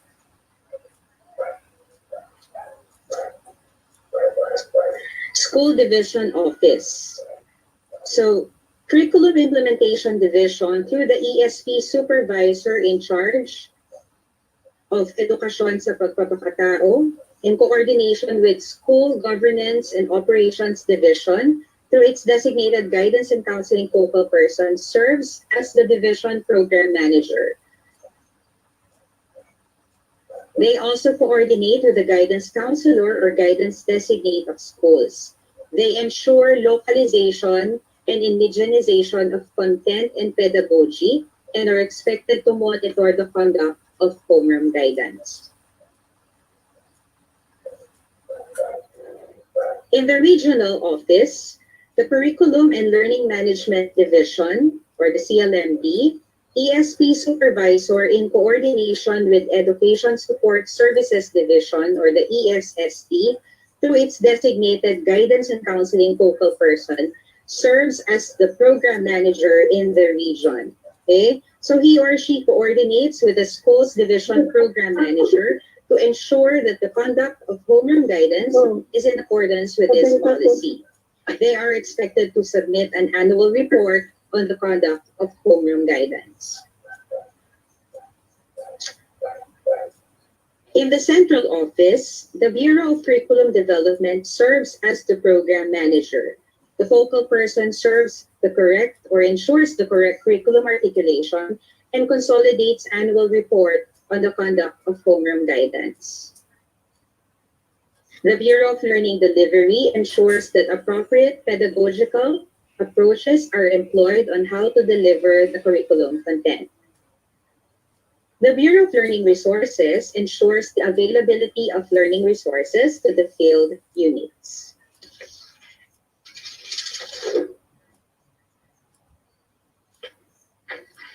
On assessment of learners' development and monitoring of the program, though the intent of the homeroom guidance is to help learners develop competencies that will aid them in facing different issues and tasks, it is important to still track their level of development. Homeroom guidance implementers must always keep in mind that the program shall capacitate learners towards success. Hence, compared to the formal learning areas that are being measured following the DO number 8 series of 2015, Homeroom guidance shall utilize Learners Development Assessment Tool, which you can also find in the Annex 3 of the DM 155, guided by the verbal descriptions. Okay? So here are the verbal descriptions. NI means needs improvement, or the learner has not acquired the target competencies. D stands for developing, the learner acquired some of the target competency. SD, or sufficiently developed, the learner acquired the target competency. And DC, developed and commendable, the learner acquired the target competency and showed commendable application in real-life situations. So the learner's development shall be assessed through their portfolio and performance task.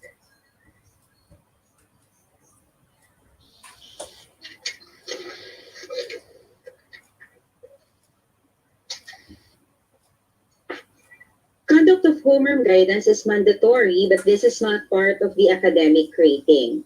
Grades are just descriptive. So if the student will get needs improvement, what is the meaning of this? It shows that the student needs a certain intervention from school and home. In the event that the learner remains at the needs improvement at the end of each quarter, the advisor, guidance counselor, and parent need to work together to provide intervention. So disciplinary cases of learners must not affect their homeroom guidance grades.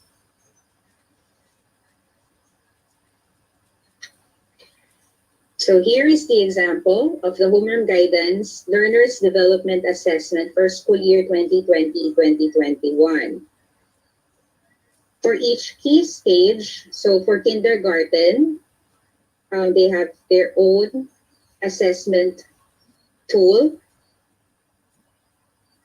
Here is the primary level, or the grade 1 to grade 3 development assessment. For the intermediate level,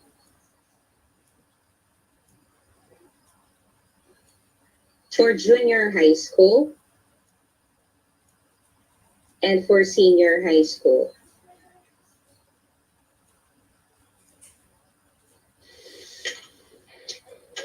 Success and sustainability of the program will only be ensured if there is a systematic and adequate monitoring and evaluation. Monitoring and evaluation shall be done from September 2020 to April 2021 or as scheduled by the department. Reports on the results of the monitoring and evaluation shall be submitted at the end of school year 2020-2021. The following are the offices and units which will implement, monitor, or will be affected by this policy. School level.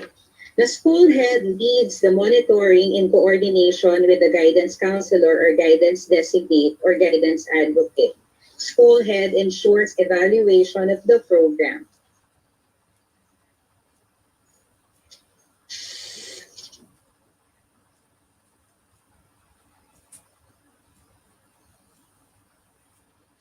So here is Annex 1 or the homeroom guidance monitoring tool in school level.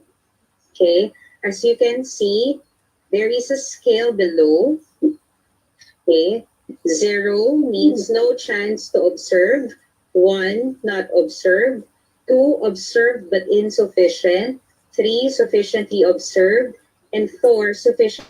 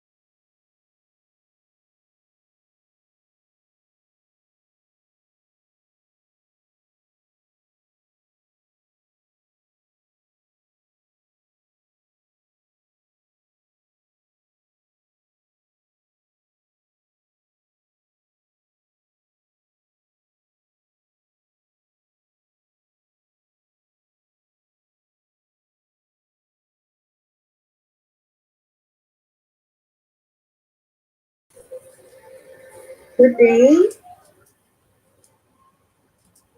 Truly, Homeroom Guidance is a developmental and proactive program that has standards and competency that cut across all grade levels. The competency indicators are arranged from simple to complex and focus on the development of higher order thinking, such as analyzing and evaluating concepts, processes, procedures, and principles rather than just remembering. We should be aware that the standards and the competencies of common guidance are anchored on certain theories since each domain has its own peculiarities in consideration of the needs of Filipino learners and society. Common guidance is composed of three domains as academic, personal and social, and career. Since homeroom guidance follow the developmental level of learners, its identified standards and competency cut across all grade levels. However, the level of difficulty in the competency indicators varies as learners progress in the grade level. The academic development is guided by Jerome Bruner's scaffolding theory that espouses that children will become independent learners as they mature if they are given the support and active help from their parents and teachers at the onset of their learning. The said theory states that the scaffold, reminiscent of a building scaffolding of the growing child in their learning process, is the knowledgeable person within their proximity, that is, their parents at home and teachers in school. Now, let's discuss the standard for academic domain. Okay, first, understand the knowledge, skill, and positive attitude for the achievement of optimum learning in school and in daily living. Here, let us take, for instance, the methods of effective study habit toward lifelong learning of our learners. Second, analyze the relevance of experiences in school and community toward academic success, in which learners consider positive and negative experiences in school and community toward success.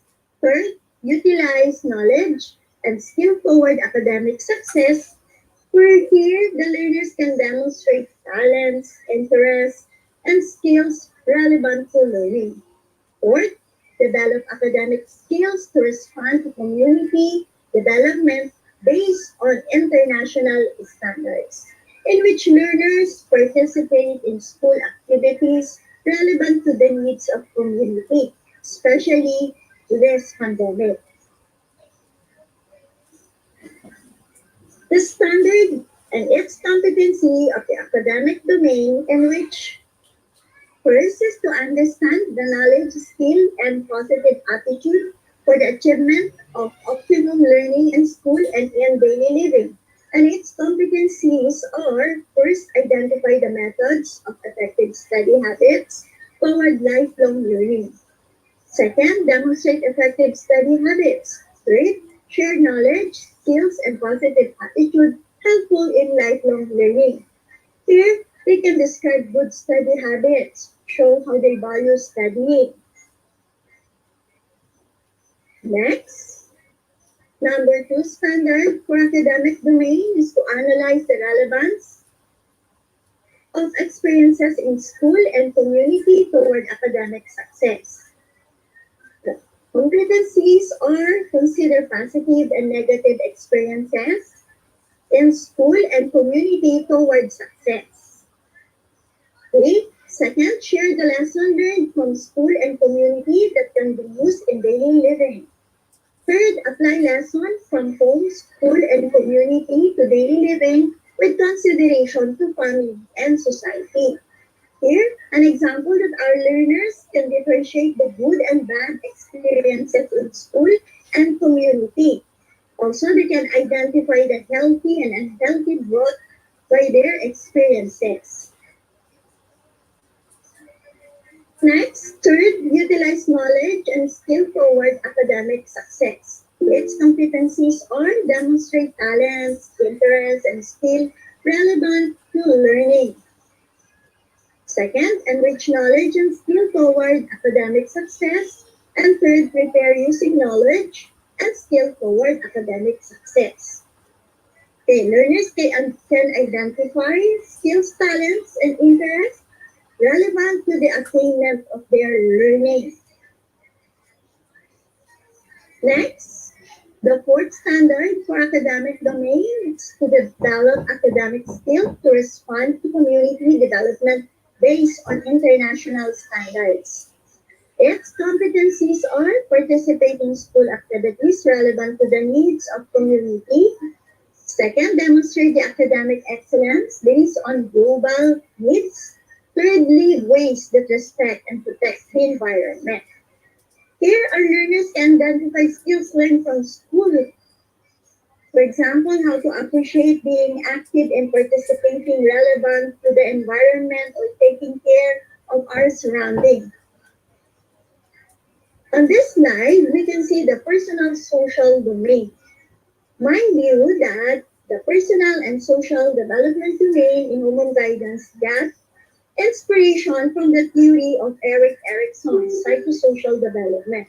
Its descriptive overview of social and emotional development was taken as one of the considerations in crafting the standards and competencies. His view on mastering the attitudes, ideas, and skills at each stage of development to help learners to be successful and contributing members of society is highly evident in the program. And these standards are first, understand the importance of oneself and others. Second, analyze responsible decision and goals toward achievement of personal welfare and common good. Third, apply ability to protect oneself and others toward effective ways of problem solving.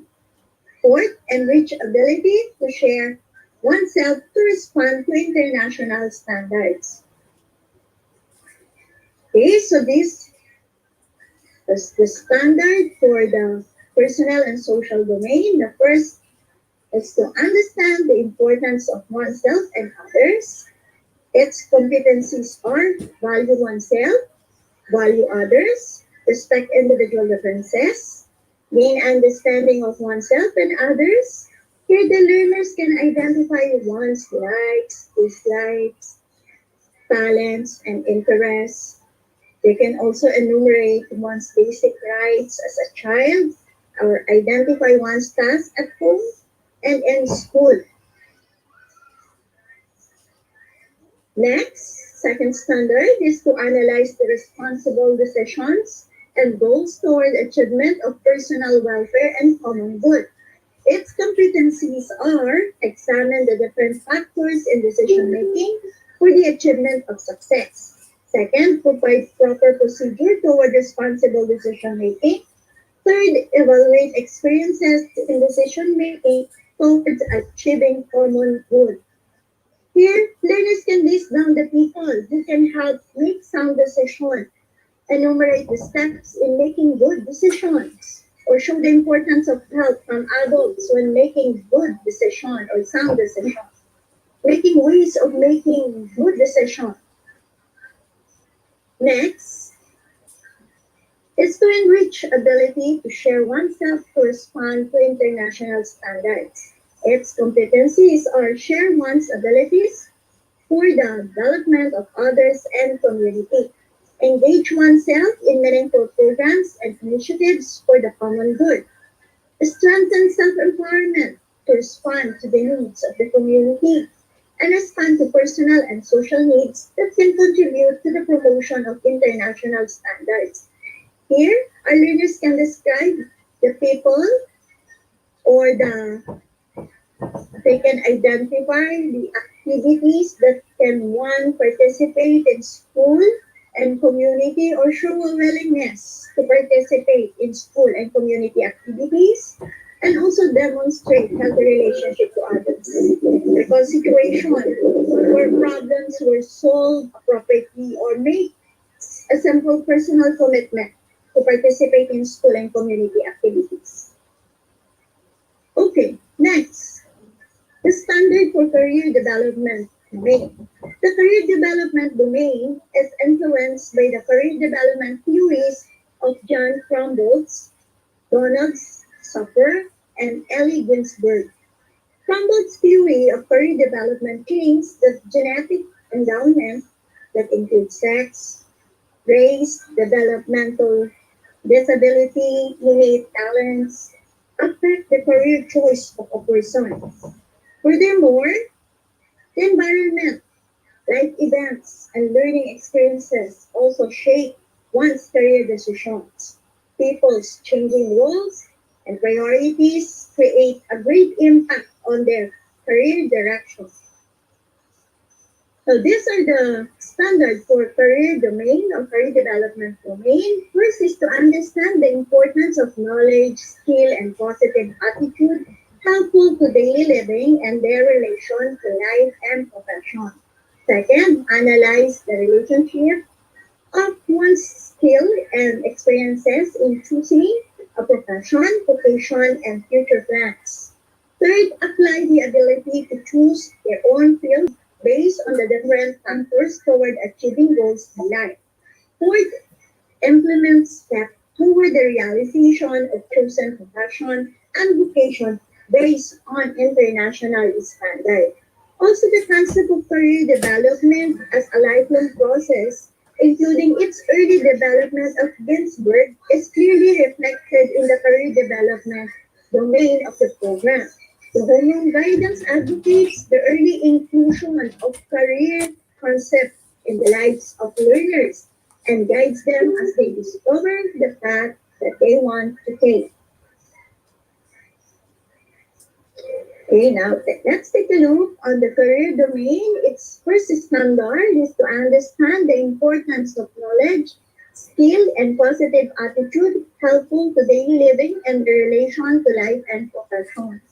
Its competencies are identify factors related to life and profession and explain the significance of knowledge and skill needed in life and profession. So here, learners can name things that they can do well or link the things one can do well with the different works or perform things that learner can do well. Next standard is to analyze the relationship of one's skill and experiences in choosing a profession, vocation, and future plans. Its competencies are first, gather information about life, profession, and vocation. Second, understand the importance of guidance from parents or guardians and significant adults in choosing a profession, vocation, and future plans. Third, relate the choice of profession, vocation, and future plans to one's skill, competencies, and the roles of parents or guardians and significant adults. Fourth, strengthen the connection among knowledge, skill, and roles of parents or guardians and significant adults in choosing a profession, vocation, and future plans. Fifth, learners can differentiate the roles of the people in their community. No, they can show appreciation on the roles of the people or visualize a good community member. Next is to apply the ability to choose their own field based on the different factors toward achieving goals in life. The competency or describe the chosen field, decide for life and profession, and reflect on the decision made for life and profession. The learners can identify different career choices, describe the traits and function of different people in the community or show appreciation of the contribution of the people in the community or simulate one's preferred work. Next, implement steps toward the realization of chosen profession and vocation based on international standards. Its competencies are determine aspects that need to be valued in planning life and profession. Second, state steps that fulfill the goal in life.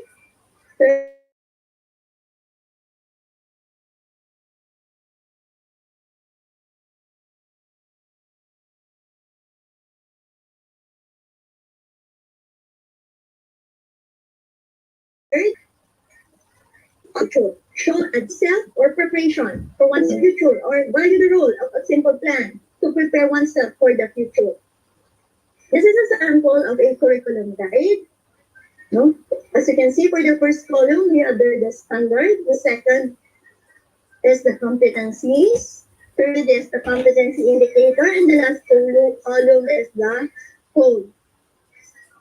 Okay, so as you can see here, the first column is the standard, and it consists of academic, personal, social, and career development domain. Now, the competencies for the academic and personal social domain, and also for the career development domain. Okay, next. The competency indicators for academic domain. Okay, as you can see, first is to state the study habits for lifelong learning, show the readiness to learn with self-confidence using one's skill and apply effective study habits. That's for to demonstrate effective study habits and to share knowledge, skill, and positive attitude helpful in lifelong learning. Its competency indicators are show positive attitude in studying, demonstrate the ability to work independently on personal and school activities, and show the ability to work independently and collaboratively, which will contribute to lifelong learning. Okay, next we have another competency indicators. That's the competency for value oneself, and the competency indicator is to recognize the basic rights and responsibility of the child. Also, to identify personal strengths, weaknesses, talents, abilities, interests, and values. Okay, so next. Then on this slide, we can see the competency indicators for the career development domain. Okay, so identify one's skill, interest, and competency, and enumerate the importance of knowledge and skill necessary to life and profession. Okay, now this time let's take a look on the code legend. We can see the code here. No? The letter H, G, P, A, dash, Roman numeral 1, lowercase a, dash, 1. HG stands for Homeroom Guidance, P as primary level, A for academic domain, PS, if you can see a PS there, that is personal and social domain. If you can see the letter C, that's career domain. And the Roman numeral 1, that stands for the quarter. And the lowercase a stands for the week. And the number 1 there is the number of competency indicator. Okay, so in the light of the COVID-19 pandemic, the DepEd through the DCD, CSDD has produced a list of homeroom guidance most essential learning competency. This was done in order to ensure that the grade level standards, along with the corresponding competencies, are still attained.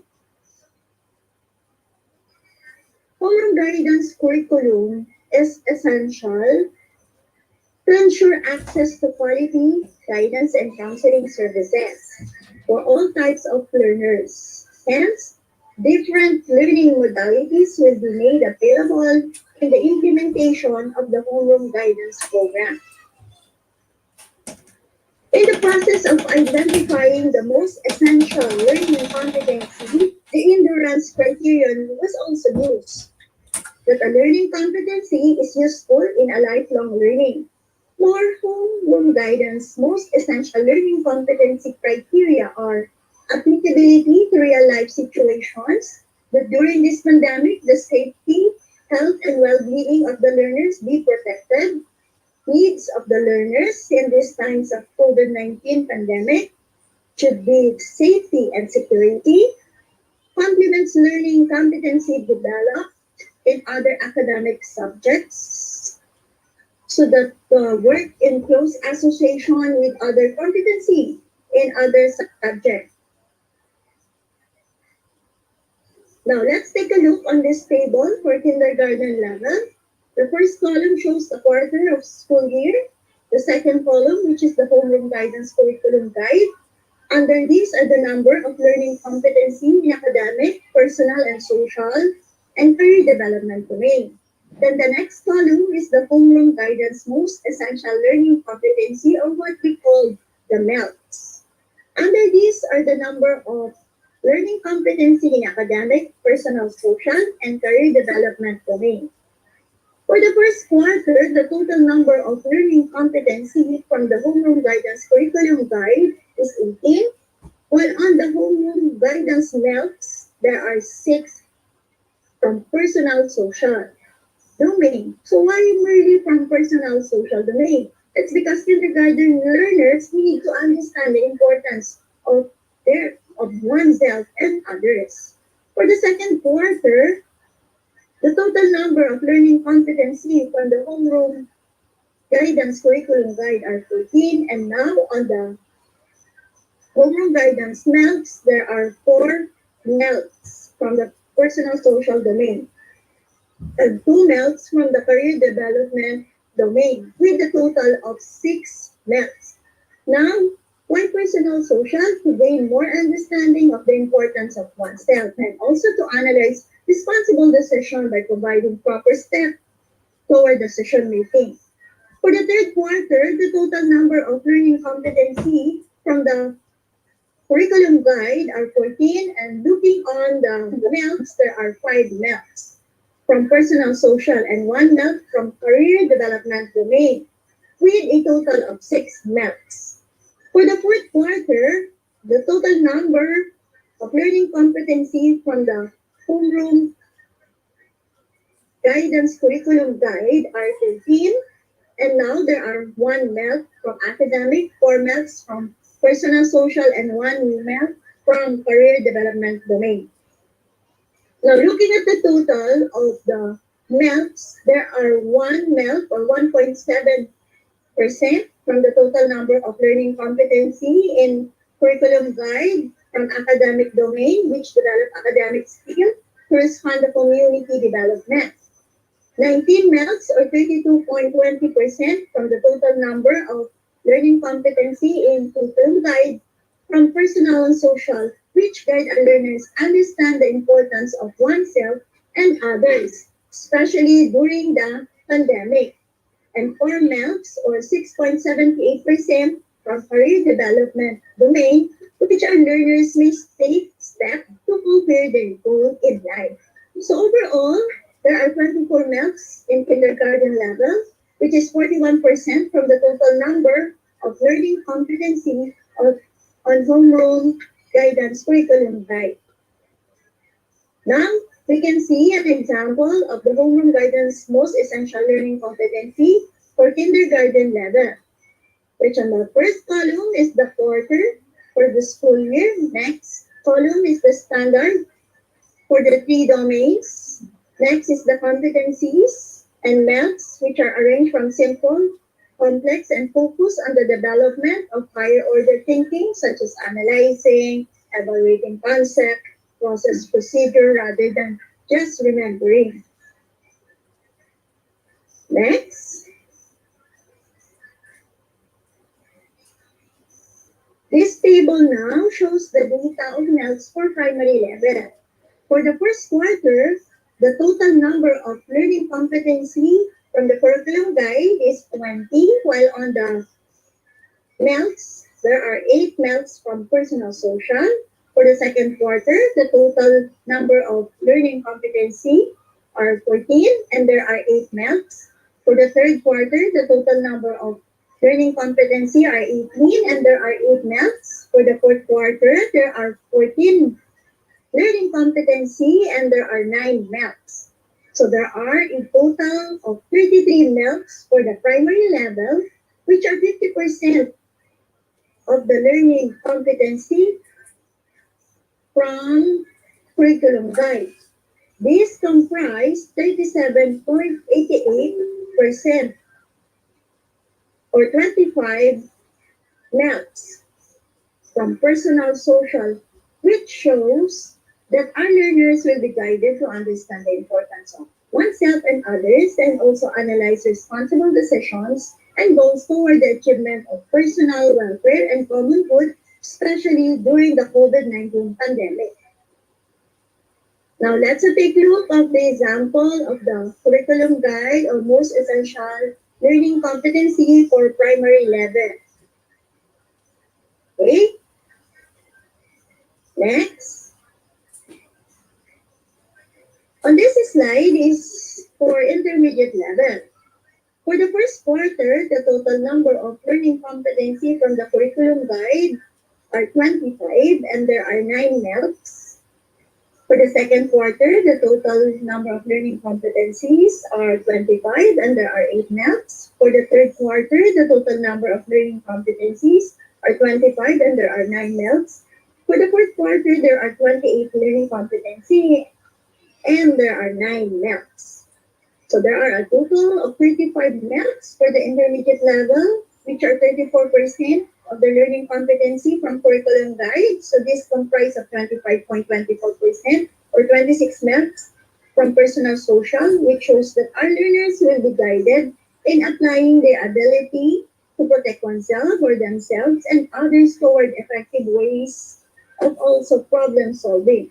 6.8% or 7 MELCs from academic domain so that they can utilize their knowledge and skills toward academic success during the pandemic. 1.9% or 2 MELCs to analyze the relationship of skills and experiences. Okay, next slide is a sample of the most homeroom guidance, most essential learning competency for our intermediate level. Okay, so now let's take a look on that. For example, the competency for valuing oneself, the most essential learning competency is recognize that changes in oneself is a part of development. Examine one's thought, feelings, beliefs, and the difference between appropriate and inappropriate behavior. Recognize the importance of others as part of family, school, and community on valuing others. For the respect for the individual differences, the most essential learning competency, okay, is to explain the importance of individual differences. And to gain understanding of oneself and others, the most essential learning competency is to determine the fundamental rights of oneself and others, relate oneself to others, and share the lesson from the personal experiences by empathizing with others. Okay? So next.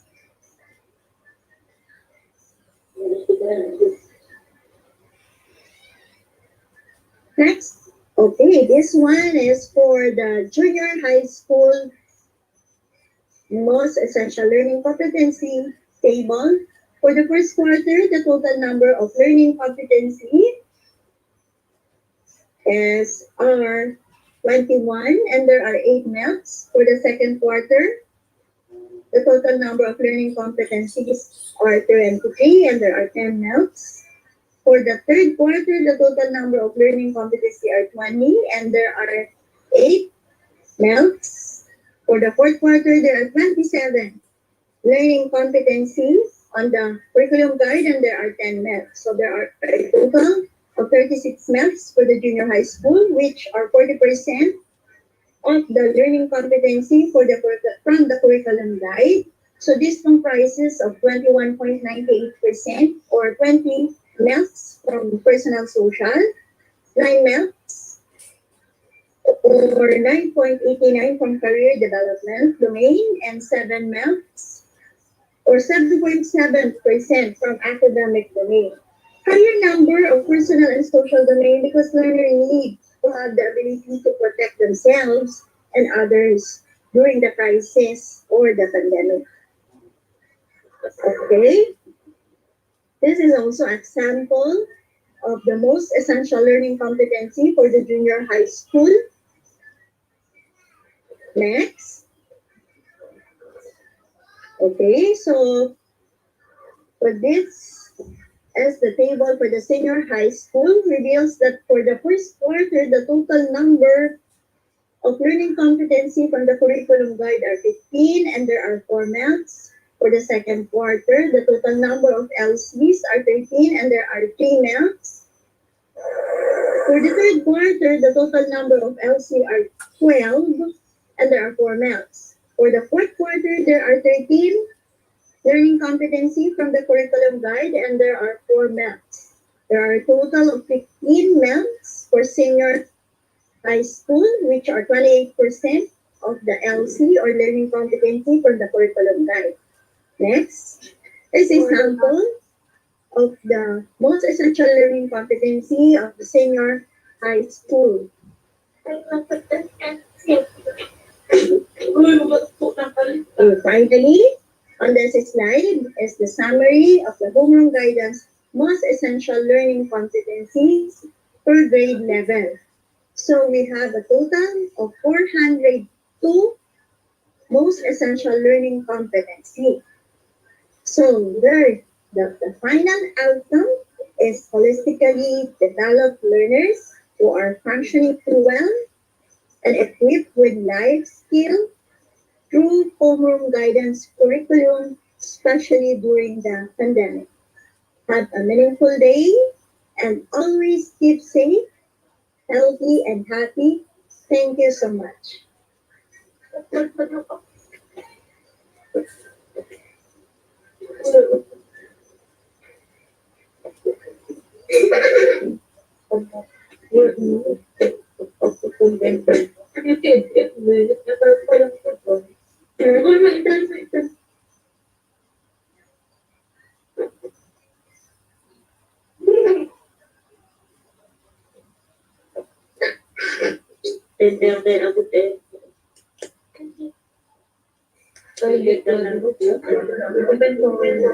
Hello, good afternoon po.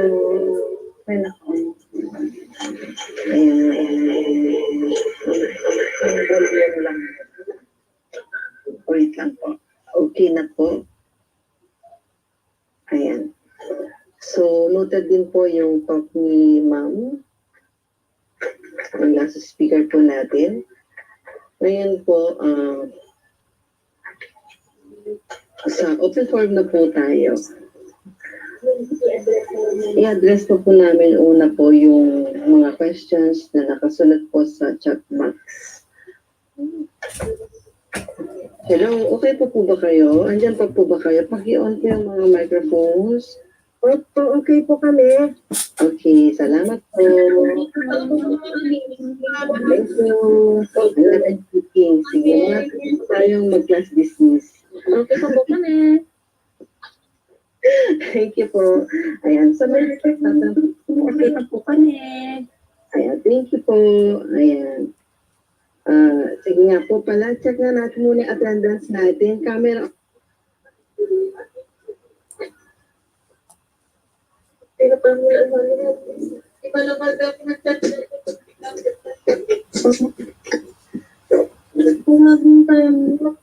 Attendance po.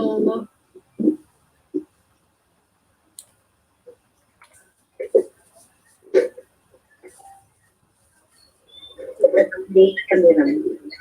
Strategic naman, nag-open. San Leonardo po, Bambang 1 District. Ay, agma,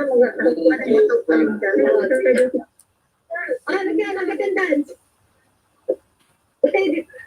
Barat PS po. Barat Elementary School. Bambang po. Anshakan National. Binabanda District School Head. President Ma'am for Anshakan National High School. Hello po, Binabanda School Head. And the district Hello po, Bulamarga Elementary School, Bambangan Distrito. Dapat ako gagawin ko po, Elementary, Bambangan.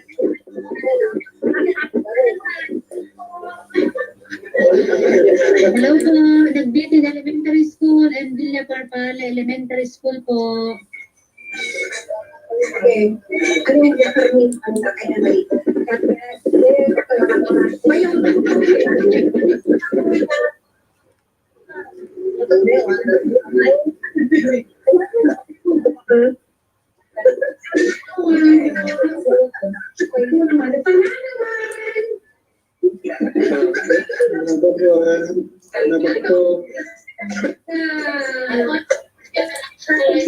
Okay na po. Thank you.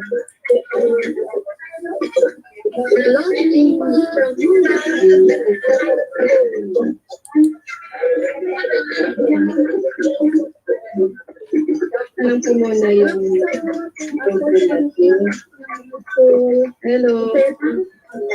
Okay dyan. Ako kahit ang lalayo talagang naka-on. Ayan. Okay po naman sila. Alive and kicking. Wow. Mga sir at mga madam. Okay po, huwag niyo po kalimutan po mag-answer sa ating evaluation ha. Ayan. Muna yung ayan. Hello po. Okay, lang po ng soft copy.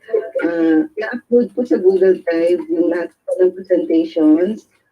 Pag hindi po yung nag-register po, makikita po yung mga links nyo at sisend po namin. I-upload na lang po.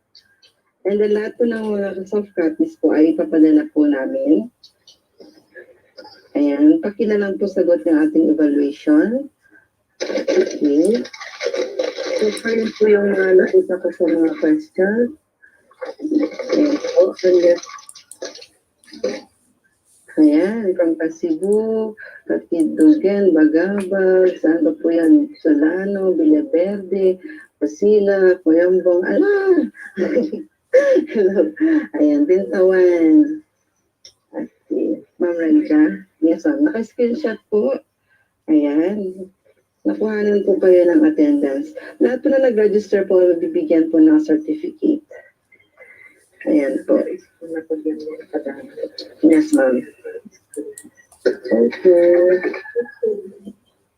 First school po, ang certificates po natin. Ayan na. Nakapulo siya dun sa Kasi may ang punto ang kasi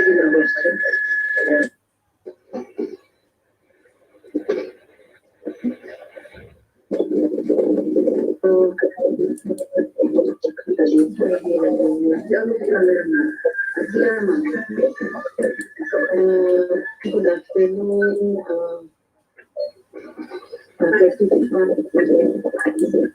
communication orientation. Very reason po kaya ginamit natin yung presentation from the central office.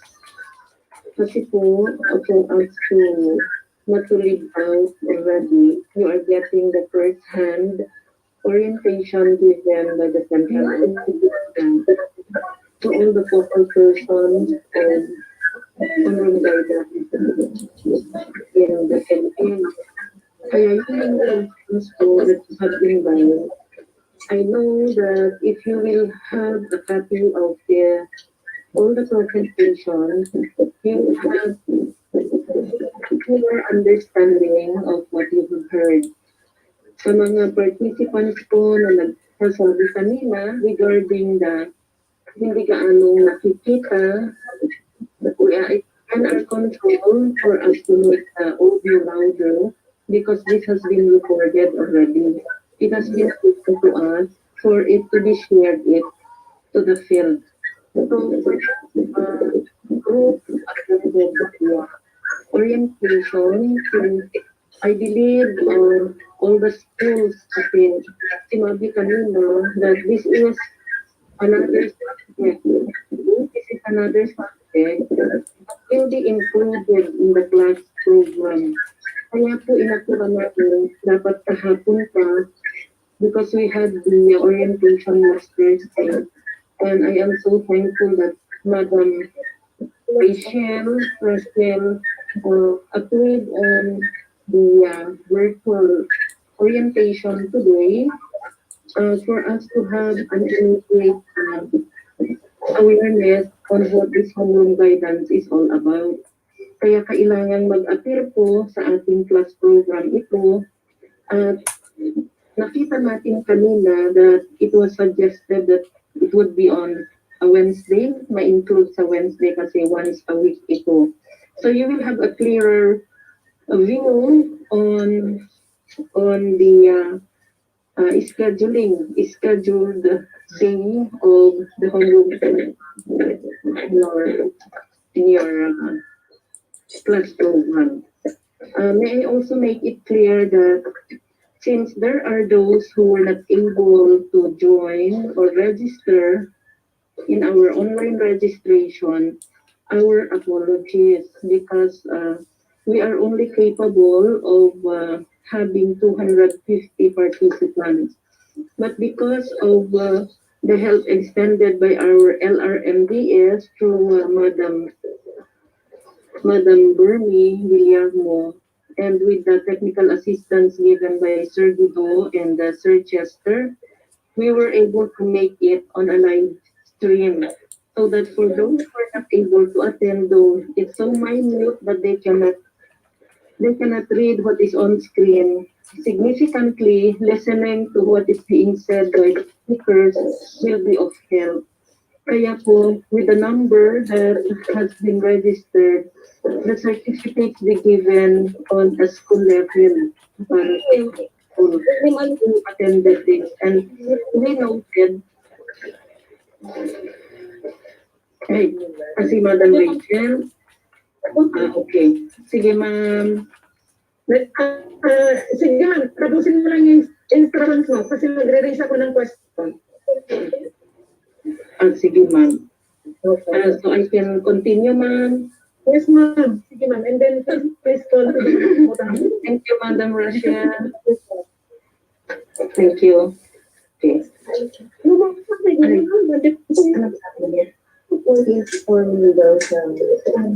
Okay.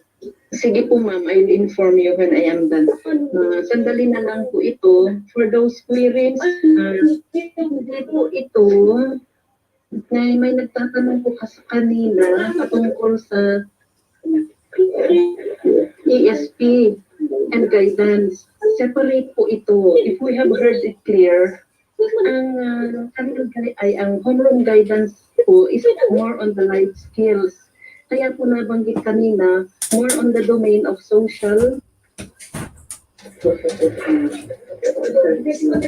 skills. Okay? So, nakita pa natin yung pagbibigay ng grades, hindi po grades, it's descriptive. Okay? It's very descriptive. So, when you are to implement this, make sure that from among yourselves, naintindihan po natin yung nilalaman. Rest assured po na maadali pong maintindihan with the presentations we are going to give you. Kaya mas maaga namin binigay ito, hindi na natin hinintay na magtapos ang August or early September para maiayos na po natin sa ating class program yung homeroom guidance. Okay, so for those who are not able to evaluate, we are asking your indulgence to please answer the evaluation which is given by Sir Nolimar Navarro for this webinar. If there are other questions to be asked, pwede po ninyong i-type or kung wala na rin po, then we are ready to call for Madam Rachel for her challenge. Okay po tayo? Okay. So, we are now ready to listen to our school's division superintendent, who is an inspiration to all of us as we journey towards the opening of classes. Please welcome Madam Rachel Liana, our school's division superintendent. Madam. Thank you, Ma'am Raida. Before, siguro I'll give the briefest. I don't know if it's a challenge. We are much challenged as it is. Ano. May i-raise lang akong questions muna, dalawa. I don't know if this was raised during your national orientation. First is the schedule. Yung, di ba 60 minutes po yan, Ma'am Rides? Ma'am Raida? Di ba 60 minutes yun? Yes, Okay. 60 minutes per week. Siyempre, meron tayong may materials given. Can we not, di ba pwedeng i-chop-chop ito like twice a week? 30 minutes each? Kailangan ba buo na isang araw na isang delivery na 60 minutes? O pwede bang dalawang araw na tigta 30 minutes? Okay na. For that question, ma'am, it was not raised during the orientation, but I-inquire natin ano? yes, ma'am, I will inquire po, ma'am. Ano po, para ano natin. Since we have been contextualizing materials for the regular natin, ano, yung regular subject area natin. And of course, homeroom guidance have been treated as a separate delivery. Pwede bang mag-contextualize tayo from yung ibibigay sa atin ng mga material? Can we contextualize? Pwede ba natin i-contextualize yun o kailangan yung na yung ibibigay natin? Ma'am, wala kang audio. Ma'am, pwede nating i-contextualize at indigenize ayon po sa sa English language po. Ibibigay pa po on August 24 yung mga ibang modules. Okay, so we can contextualize. And then I saw yung tool, nakita ko yung monitoring tool. Ano? Hindi mo naririnig, ma'am? Nakita ko yung monitoring tool na plinash ni our speaker from the central office, from BCD, yung unang speaker natin, yung second to the last speaker natin. I saw the tool na plinash kanina. Sa tool, primarily, we're talking of delivering homeroom guidance during this pandemic situation. Doon kasi sa tool natin, and even in the materials given, as per discernment ko from the discussion, mayroong school setting, marami siyang sinabi on school setting, and of course, there's no more school setting. It's now home setting. Siyempre, setting na sa bahay. So baka pwedeng from the tool, i-capture natin o i-harvest natin yung mga particulars dun sa mga items na pwedeng we come up with a separate list but the items will come from the main tool na pwedeng i-request natin ang parents to observe. Hindi ba pwede yun? Magpatulong tayo sa parents. Sila, i-observe nila yon kasi observation and definitely the teacher advisors cannot really observe firsthand. So magre-rely tayo sa feedback ni parent. So baka pwedeng mula sa mga items doon, i-capture natin yung mga applicable for the parents as a kahit checklist form man, pwede kaya natin gawin yun, i-allow ba tayo na i-contextualize natin to that extent yung mga tool? Okay po, ma'am. Orient kami, ma'am. Isa sa mga tinanong ko po patungkol sa involvement of parents because they are at home. At the moment pa, ma'am, hindi pa naman po nasagot ni Sir Mark. Kasi nga, pati po sa may assessment tool, sinuggest ko rin po na sa baba noon, kailangan maglagda yung parents. Lang po yung naibigay. Hinihintay ko pa rin po yung kanyang kasagutan. So, ayan po yan. I will po. Sige, follow up natin yun, ma'am, kasi kung magbabase tayo dun sa, siyempre may sasagutan yung bata, ano, dun sa mga material. At yun lang ang basis natin na walang supplement. The person what you observe, alam niyo yung yung mga pagsasabi ng mga standard na binasa ni yung last speaker natin. Yung mga standard doon highly observable behavior and skills na hindi mo makikita pag sasagot lang yung bata sa material. Yes, ma'am. Totoo po yun, ma'am.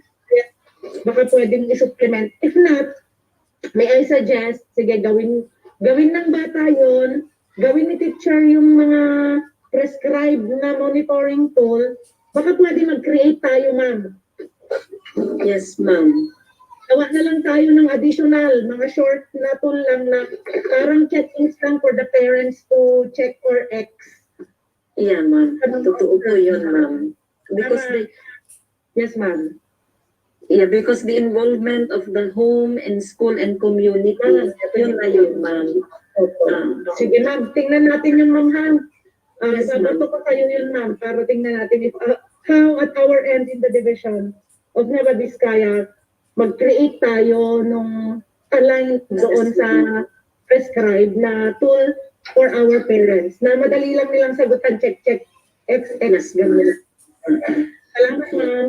So, thank you, ma'am, very much. I'm very, you know, I nag-log out lang ako kanina because I was at the beginning, I have with me in the office our president of NVSU. So, but after he left, I logged in immediately because I was very interested to listen to the contents, ano? Yes, ma'am. For so long a time when I was a teacher, I was also an advisor, and I found the RHGP, kasi RHGP nung araw, di ba ngayon HG na lang. Di ba ma'am, HG na lang, homeroom guidance. Dati Yes, kasi RHGP, so we called it Revitalized Homeroom Guidance Program. Napakagaganda ng mga module. Noong 1998, 1999, 2000, 2001, and on. Hanggang ngayon, kung face-to-face tayo, those materials will still prove to be material during this time.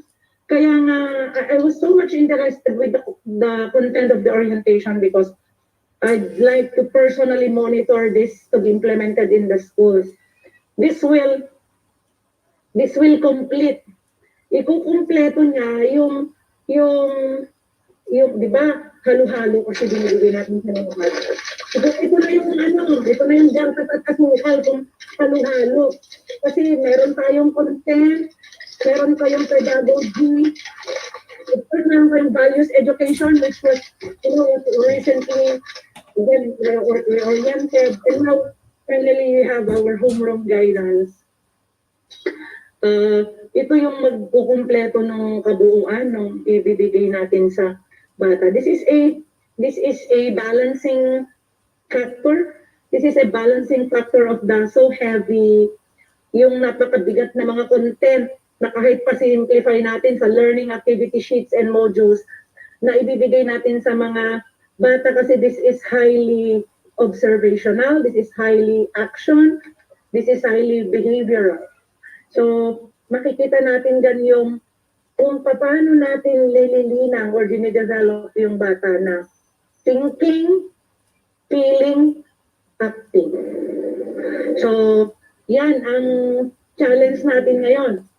This will truly spell the concrete picture of how we want our learners to be, and this shall happen by way of our delivery, by way of our monitoring, by way of our facilitating, and we make it happen.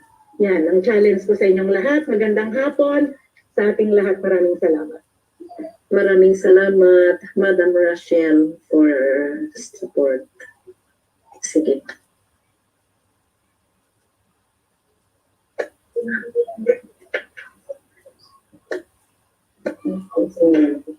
Nandyan pa rin ba tayo, mga kaguro? Yes, ma'am. Yes, ma'am. Yes, ma'am. Yeah, as we are alive. Yes, Yes, Yes, ma'am. eh, kuha po natin yung challenge ng mga... Okay. Okay. So, for the soft copy, I ask pala, sagot na ba kayo sa evaluation before you leave?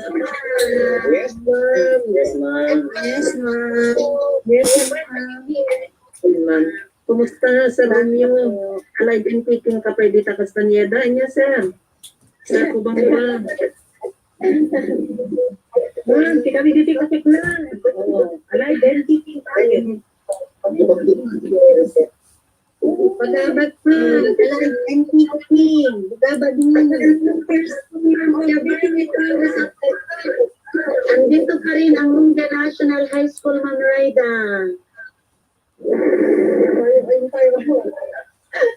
Ayun tayo.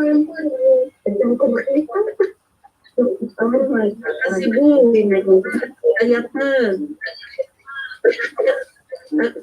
Aripal. Judy. Dapat si Judy, ma'am. Ay, atat pa. Yes, ma'am. Salamat, ada kayo amin.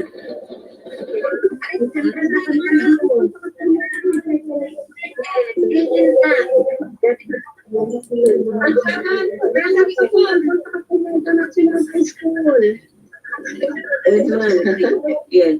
If ever, ma'am, if ever, at least na kayo amin, diyan nga nag-implement na nga nag-attend, Kaya mga dagan, at tamad tayo ang awang pulos, pinag-attend. Di ka na nga. So, takbay tayong magpuputan, dahil ito yung naitang sa ngayon, na panag-orient tayo,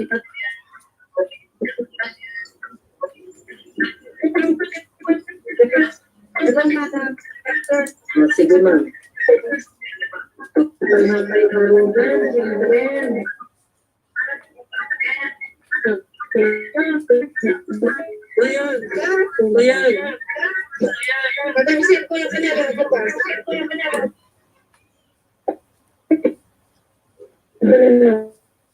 Agka-drive ka, Madam Binilda. Listen, may we now have the closing prayer. Sige, may we now have the closing prayer. Before that, I would like to tell everyone that our facilitators and moderators who are with us for today's orientation is Madam Janet V. Calata, a registered guidance counselor, is stationed at Kambang National High School. Together with Madam Sarah Bless Sanchez, the registered guidance counselor of NBHS. Sanchez, our technical NBHS, our technical managers, our technical reporters, and Madam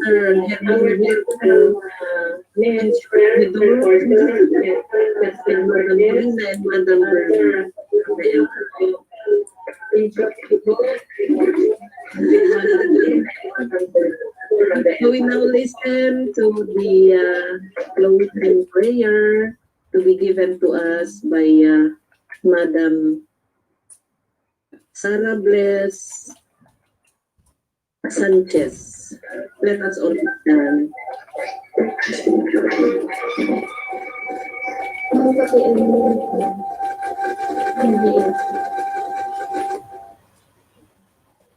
Let us all pray. Heavenly Father, we praise and thank you for the success of our activity today. Thank you for the wisdom that you have bestowed upon us. As we end this meeting, may you bless each participant and the speakers that you have used to make this activity very meaningful. May you continue to touch our hearts so that we may be able to do our responsibilities with passion and commitment. Lord, we ask you to give us good health and strength as we face this pandemic. That we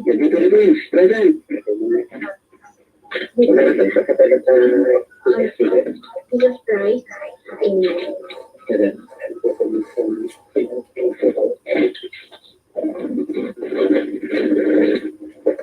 Thank you very much.